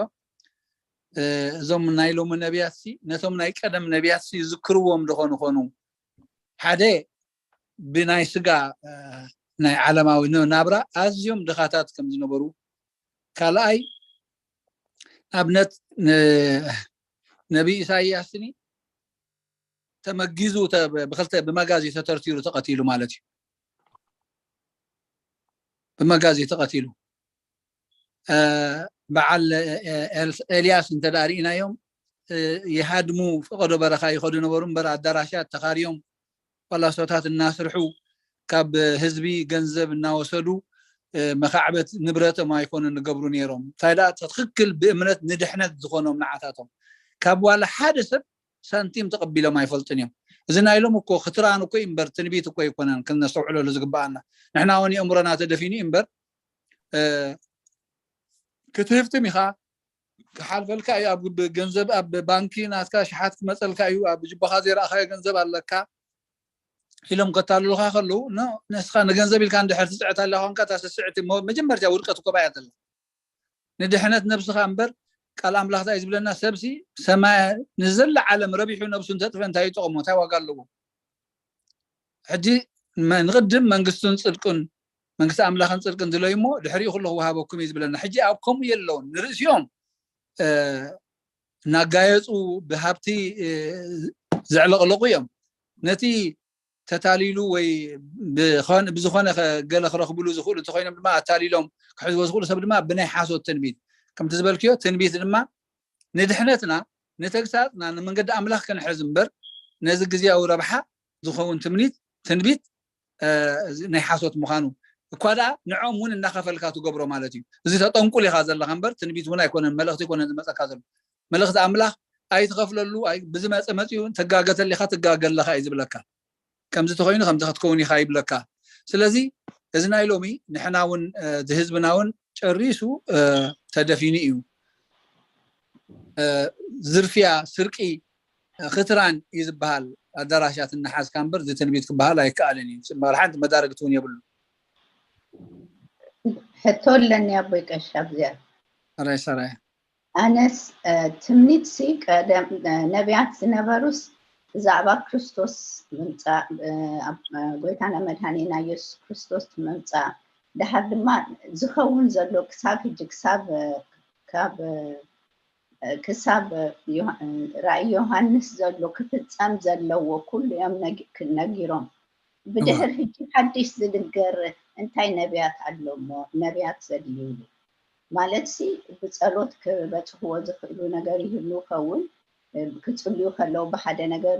ከም ዝፍፀም ወይ ብህልሚ ብገለ ይራእይ ይፍለጠና ከውን ይነግረና ከውን ኣምላኽ እምበር ነቢያት ክንከውን የድልዩ ዘይ ኣምላኽ ኦልሬዲ ዘይነገረና ነገር ሓድሽ ክፍፀም ዝኽእሉ ከውን እዩ ማለት ሕጂ እታ ትንቢት ትበሃል ቃል እንተዳሪእናያ መልእኽቲ ካብ እግዚኣብሔር ምምፃእ ማለት እኮ መልእኽቲ ክመፅእ ክእል እዩ اتي ندحنت زخون ناي كريستوس نجر كله تنبيهم مصيو زتفصملو زي تفصم مفصام زركبالو نبحجي زفصم كساع مصات على مودات دمالو حجي ملختن ديو ملختنيا نبي مالت نا እግዚአብሔር ملختنيا ግን نت ملختي ايشوطوني اي ربحلني نمكب هابتنا عالم ايغبروني برنا እግዚአብሔር ملختي انت برأي انت بحلمي انت بقهري زاربك كموني نتسب حق እግዚአብሔር كختل منقد እግዚአብሔር كحز كاب طفاتنا بدحنت كمص تكسات كمصو يخيلي مع بخمي غيرو እግዚአብሔር زارب اينفلطنينا حجي ابزي انشتي اسكنت رخيب ياسين ملخت لا تخريه اخبركم اتي تنبيتن ناي كهناتن فللين تدارينا تنبيت ملختي ناب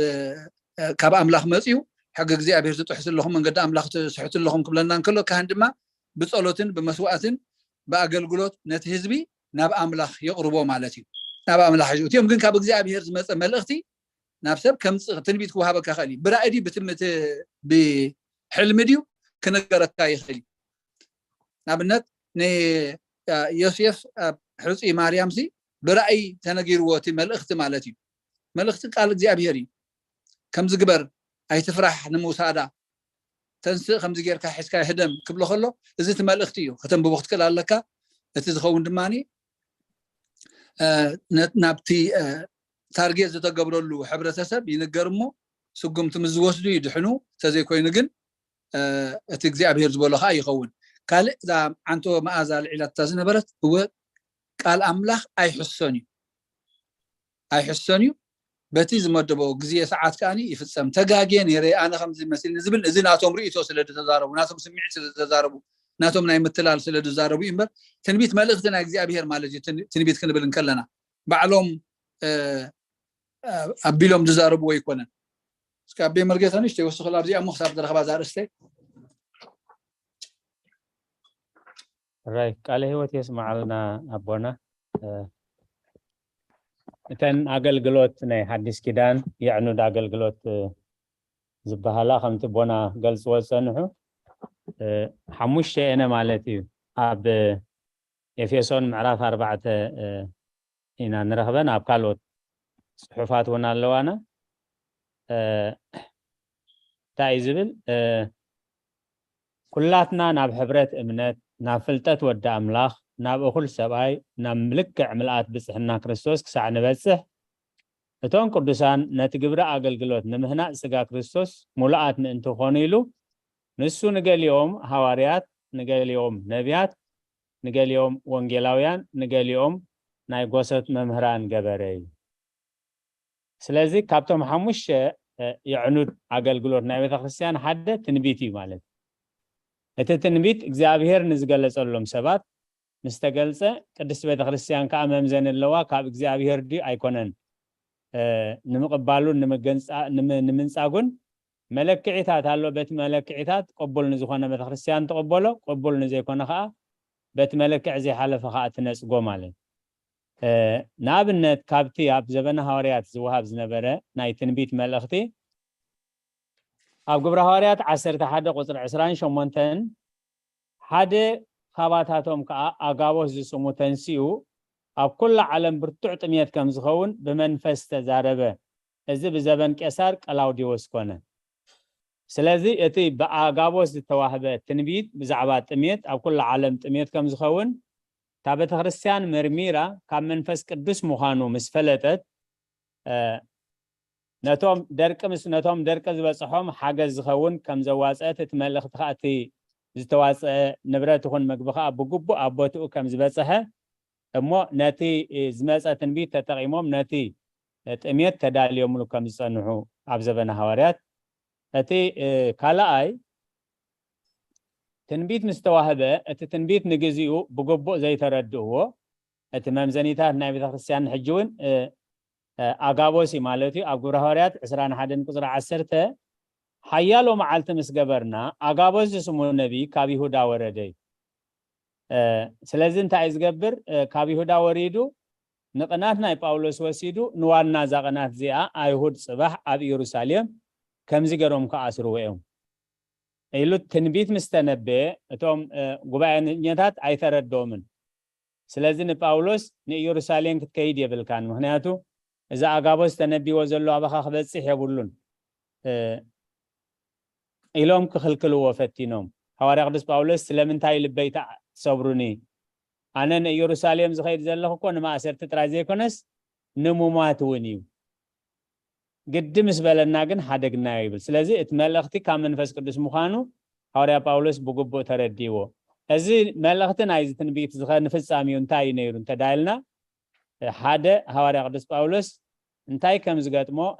كمي كم زقبو من فس قدس على بيمو نتوم دك مزامرتو كما صنا الناس تسبنايو تاثيرو إلوم تسفخاي قرصو بمدب نتملخت خمس تقبلو نتوم بصوت ناي باولوس نتوم نباولوس زاسرون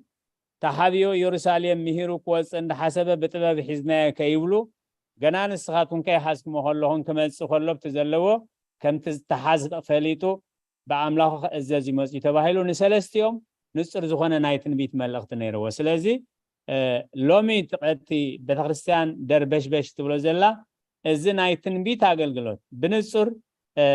سلازي تتقمتن ليو مالي ناتي حقنيا تنبيت سلازي تتقمتن لخا خمت بناح قلص وصنحو بناي حاسوت تنبيت كاني تهزبي እናወጻለው ማለት ስለዚህ ሐዋርያነት ነቢይነት ወንጌላውነት ጉስነት መምህርነት እዚኦም እቶም ሓሙሽተ ቀንድ አገልግሎት ቤተክርስቲያን ሓደ ካብ ሓደ ክጎድል ዘይብሉ ሓደ ካብ ሓደ ክፍለ ዘይብሉ ከምዚ ሰንሰለት ተኣሳሲሮም ዝነብሩ ዝኸዱ አገልግሎታት እዮም يقنيل لا يبونا سلقالاتو እግዚአብሔር ተመስገነ ይሁን بقى له وتسمع له وطبطي እግዚአብሔር መስገን ተትንቢት ሲ ተወዲ ዝባል زياده بلادلين يرموني አሎት የገልግሎት ሲ ተመልእኽቲ ናይ አምላኽ ሁሉ ግዜ ክመጽእ እዩ ነቶም ዝሰምዕዎ ማለት እዩ ነቲ ምልላይና ሃና ይትግደ ዘለዎ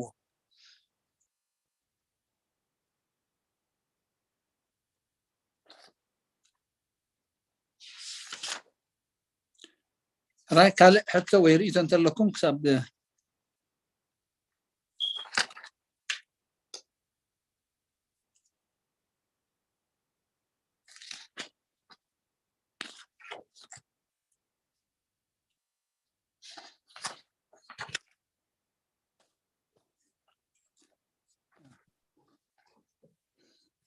هلا دينا بحسب هلا هو أبوي يالنا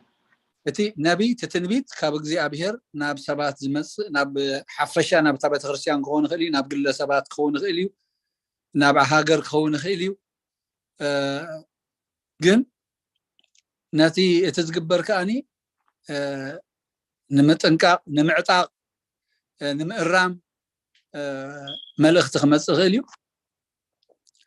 እቲ መልእኽቲ ግን ነቲ መልእኽቲ ሒዙ ንዝመጸ ሰብ ንግሉ ረብሕኡ وينا أوز مسألة بحوال حنت خلو كم زي بوليو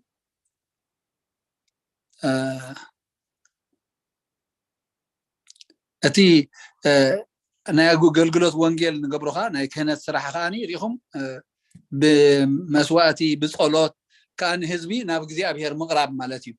نحزبي نابق زي أبير أتي أمون ما خابق زي أبير ناب حزبي ملأخت ممساعي تتنبيت مالتي تسرحو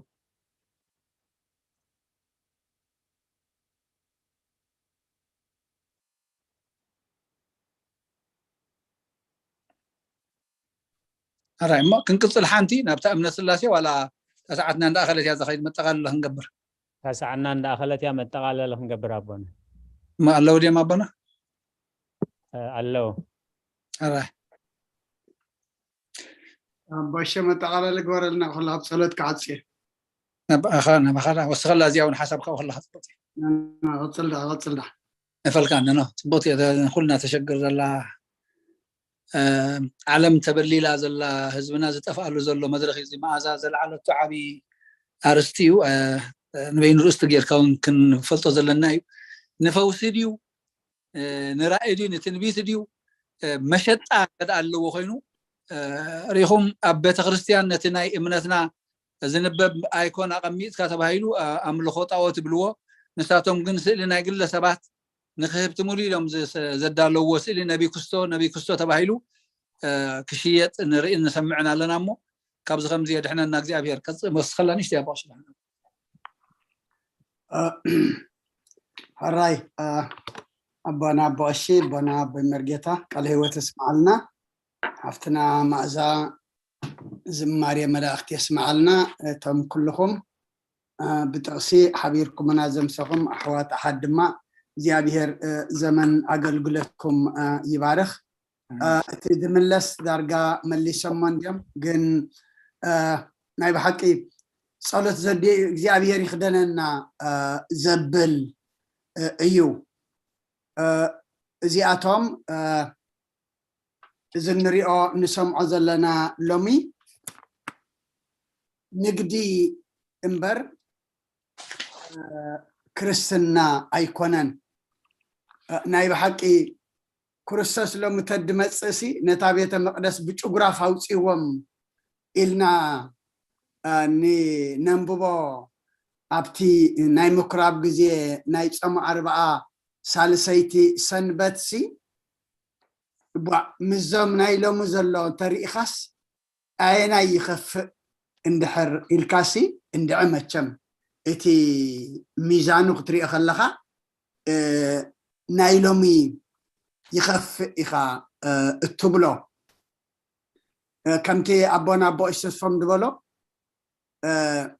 سقلت كرسوس أبيت جزي أبي هرت سقيلو خطري أخلق أبيت كريستيانسي نتملو معرف تلاي نحلنا خا إننا أبارابره نتملو معرف صمي وزريع كائن زي أتوم جنا لومي نزي قومو كم أكترات جنا سؤلهم يمدشت زلوا أبتناي ترمس زيتي لهم كأكدي حمزم صوون سؤلهم يم زتقعلو أما نبها جرناون كاسن دابله يأتلو أتيلو نبها حقي صلت زدليئي أب هاجرت رح دا يكون أب زون أوش تبيت كريستيان أرفيدكا نايمشت نبي مسئلة نايمشت فواس مسئلة تواهيلون كابتي صلات زلوا مسوعات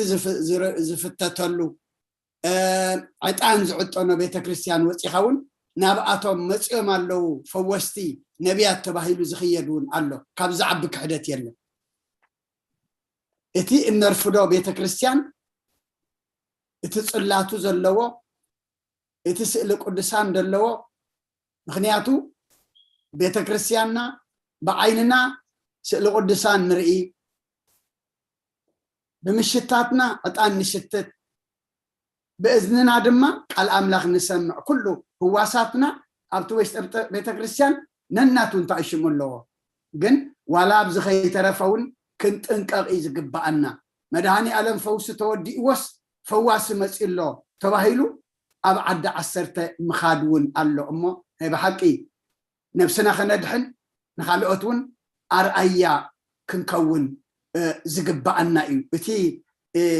كاب نبياس حسد تتنقعو زولو كروساسي لومي يقزئي إخا اتبل أمو دما زقاو مزيبولو دما كوينو أو كندنا عطاتهم نرئي أمنا نحد حدنا كنقع يقنوعن بلع خلنا دويلنا خلنا وشتنا خمزي زلاز مسلا قرب وشتا فلح زبلعة وشتنا أتيومنا خلوسي نحد حدنا دما كنقع يقدما نرف دمو نايب حكي كنت انقعولو زقبعنا نفسنا حلينا نخالو أتون كنمهرلو زقبعنا إيو بسم يسوس كريستوس نازريتاوي تنسق تلعل ورقم برورن يبلين اتزلن نغنا هبك الله خيلو بطرسن يوحنسنا بيت مقدس كاتو خلو نت 4 عمت اجر زي نبره بزي سم ازغراميم فوشمو زياتهم جن ناي بحقي يخدننا اوتوم ددحريهم نسعب زلناون محرت يوردلنا جن قنقاقه زدليو زمن ايو انت تخالهم سي نتهم حرياتون كسحتيهم إذا قال أملاخي سلامنتاي مصي كونن كما يقرنا نحنا نفسنا ندحن ينبر أقدم كريستوس بحلفتا وانجيل ماتيوس معرف 14 دحر إنايا قويتا كفرحنا اللي كونن تزاريبو انتاي دا كتنققنا إليو اتزخون زلسي كقرمنا يبولون كم زخون أقدمو اتب حقي اتو قويتا قال زخونه قويتا نجير النايم اتو قويتا زنقرنا يخون الله إلنا نحنا كنت انقا نفسنا كنكالاخل إمو እግዚአብሔር يحلونا منفس قدس الإيقو ناي صنعات منفس يعدلنا حانت خريق خلقس أبتي كتما روما كريستيانات يوم عندي دمو تميتن حمامن مسيئو زلو دما اتم أمالخت ناس نظام ناي كريستيان أملاخ تقطي عمليهم إلو تباهيلو كنده الشجر زوردهم زنبرة كريستيانات ناب طميات أنا بس بيوتهم كلو دما زيت لخيم ديم شمع لخيم مبرهتي كونو كلو لومي كريء خلو دما كي تأثرنا أسرات كي تسوقنا سقوقات زفرح زي بلنا فرحات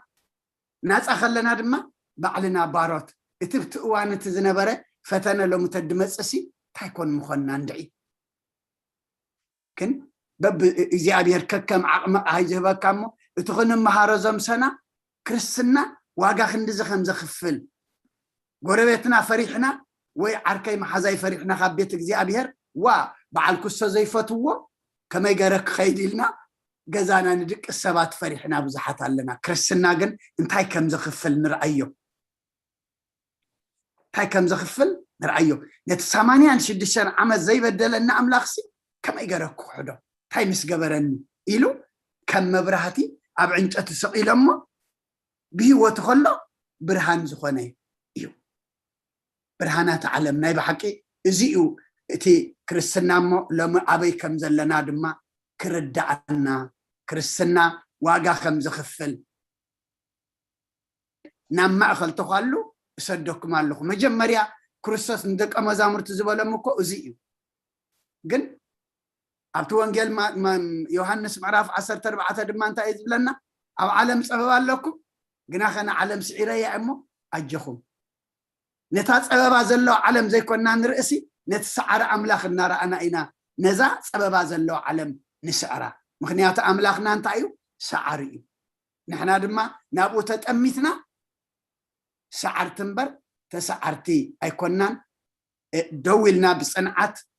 قوم تنبر ودقتي دما أيكونان مو سلخلو أجيابير أملاخنا مسكانا يبسحيو تنكيو أبو أشي أبنا بمرقيتا كلهم زمن أقلقلتكم يوارخ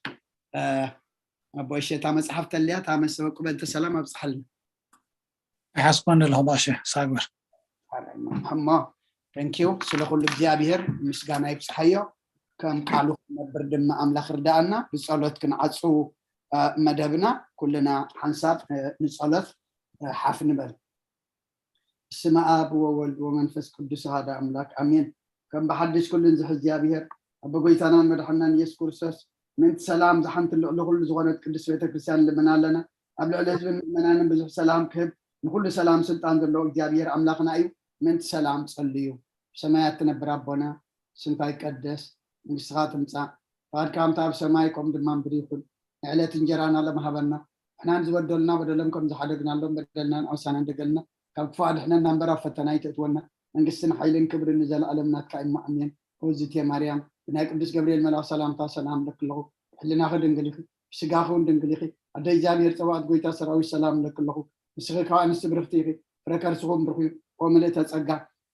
زيابير مساخي اوفسيتي دس يبلكي حتياتنا سريلنا نفتو ودخي يسوس كريستوس منتانا محرات لمن لنا امين وانا كل تحيا بها اللي من كان مال كان لنا ونقول سلام سلام حبلنا كل كان خما جابيرات بيننا سقاخو نفسلنا جكها نفتو على املاخي بنا نمو قدسم كان سم نصوعنا لنا السماء زلخ عن السخاء سلام كعب نفسي كلنا حدث أبز عالم من زمن بارنا بسلام حلو كل مرحلة سبب السلطان بقدس كا سلام حبب أبزريانا نزل موقعين تعذاب كمخراب عم تاونا نزعنا نزل وقراوتنا بقدس سلام حلوهم وهدهم بقنعني الوقت كنا برد كل سنة يملك خدمة نعاني زيابير بنفرح بياونة كنركبن وكرساس مسؤول منفذ كل سنة سجانا صنعتهم بقزلك لو من كل ساعة نزل علم أمين قدوس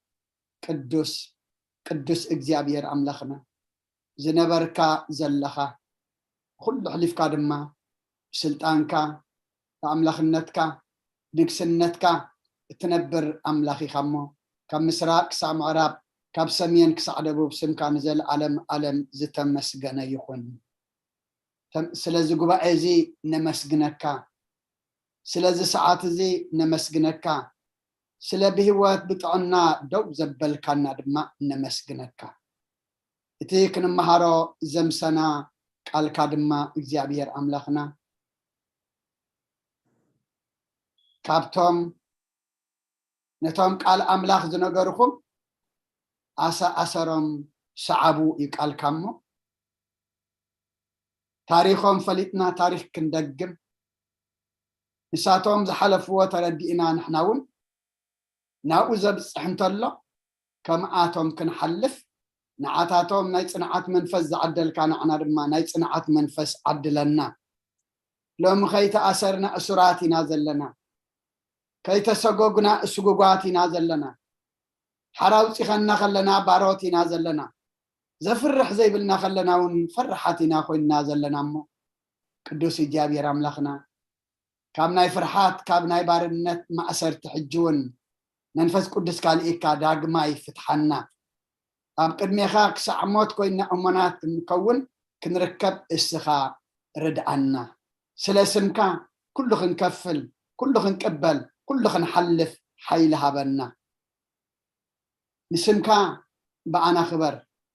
بيتنا خبر بكل زلنا دما كبر أملاخنا إذا قبا أزي كمزي أبزن الساعة فلو زلنا وقبا قدسان أبسماء وقبا دما مساتا في قبرلنا نابسماء زت أمتنا كل فتنا حليف دما أخلي العوات زدف قبا قبرلنا سلام وعلكنا أخانا مسكنكا سلام دم حضرنا كم زنا دولي زسانو دم اللومو زم هارلو زم هروام زم هارلو جزيم بوتان حبلنا نعنا نذهب كنا دم تتكمتي قبرنا نحنا نايلو منبر نايصبح يكوننا نمو نتذهب كنا لومي حجي قال كات ماهيرنا كم قال كاه نبر دم سخارد عنا فلتت راح مدحان يلن تنفلت قال كان عخان فتاري تزيف ليتنا مقدخا تزيف ليتنا نبسم اي تزيمي تميتنا ترى فلت زياده كدا فرادينا يلخون مو جابير املاخنا كم تنفلتو نبر حق زنا سمعت طرح زي كون ناس ننتن سمعت تكبرنا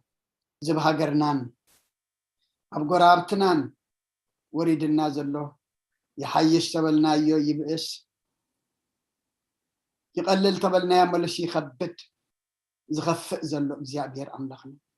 كل وجن شاب كبري هزانات زبلع زلو كم قصر زرقف زلو هنصا زفرس زلو سدرابيتها زبتاتن زلو سدرابيت زختم زلو زيابير أملاخنا حجون يأكل بلنا تماؤو طفو زلو شلات زفلطو يبلهم أي بلعو أي ستيو تدفئهم زقبروا زلونا ولدناون دق أمسئنا دقهم أبيلو تباهيلهم بيتهم تعصي بقري بماي كم انسساب دم بتعصي من زلو زخل السخاتري اللي خمو يقرب لنا يشابير الله زخلنا حسمنا وقعي نابعها نابزيت متماتنا من كمانات تعليتنا زمصي محجون سبر لبها بلنا أنت እግዚአብሔር أتا صنعت እግዚአብሔር تحت بالما لعل كتب لكم كم زبل قالكا تحت بلا نفسات حبنا احنا نزبنا نبدلنا كاينامو يقرب لنا هاجرنان غرابتنان كبابينان كم نهميا حبنا داغماي تنسأ هاجرنان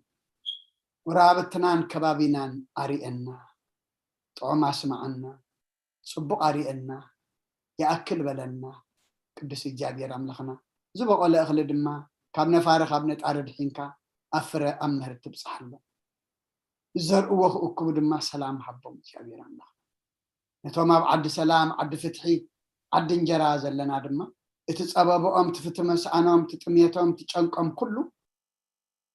كسمعنا مو نبخان صلت كنك حد أمنيت وسخنا بناي دينا قدس رنجل مريم ملادنت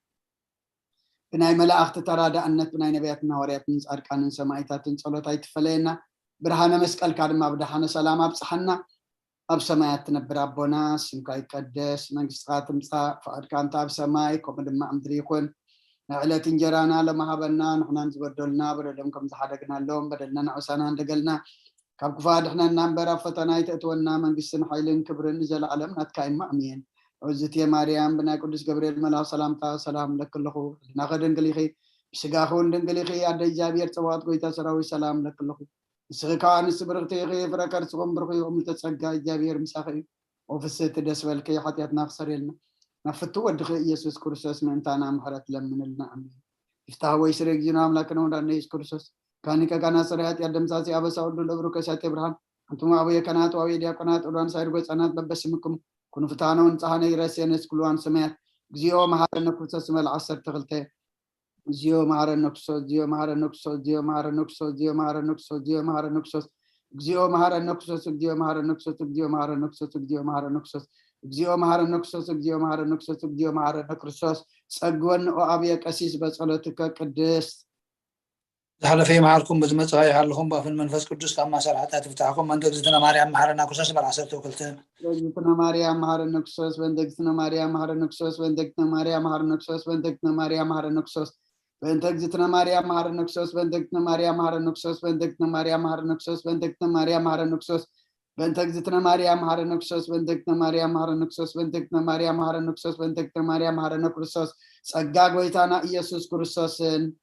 فقر እግዚአብሔር አቦን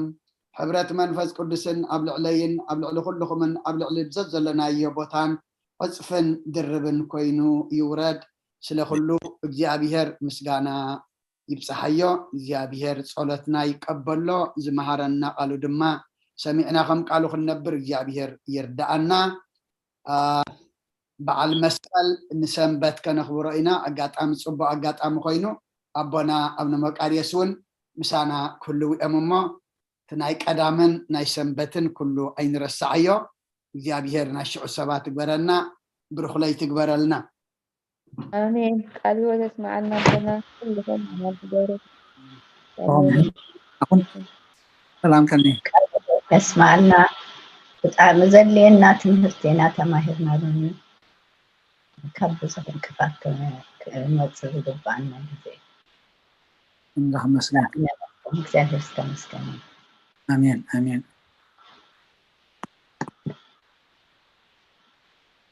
ቃለ ሕይወት يسمعلنا أبرحقنا بقربان أب كله سوريا عالم كونكم نزقدس بيت خريستيان تهوا أقلقلوت بطبعاتن بانك عدوون كتكاتاتلو وزمسهم قدس بيت خريستيان سيتساد كان أسبت هتان يغفلكم تبل كم زغساب الحزا حزاس عزيا بدحنا سلام عقيبو زتنا حنا نزمص غباينا بدحنا سلام عقيبو بسلام كنرهب نا እግዚአብሔር ቅዱስ ፈቃድ ይሁንልና سلام ليتن كلنا آمين سلام عليه يسمعنا بحال حضوره عليه يسمع لنا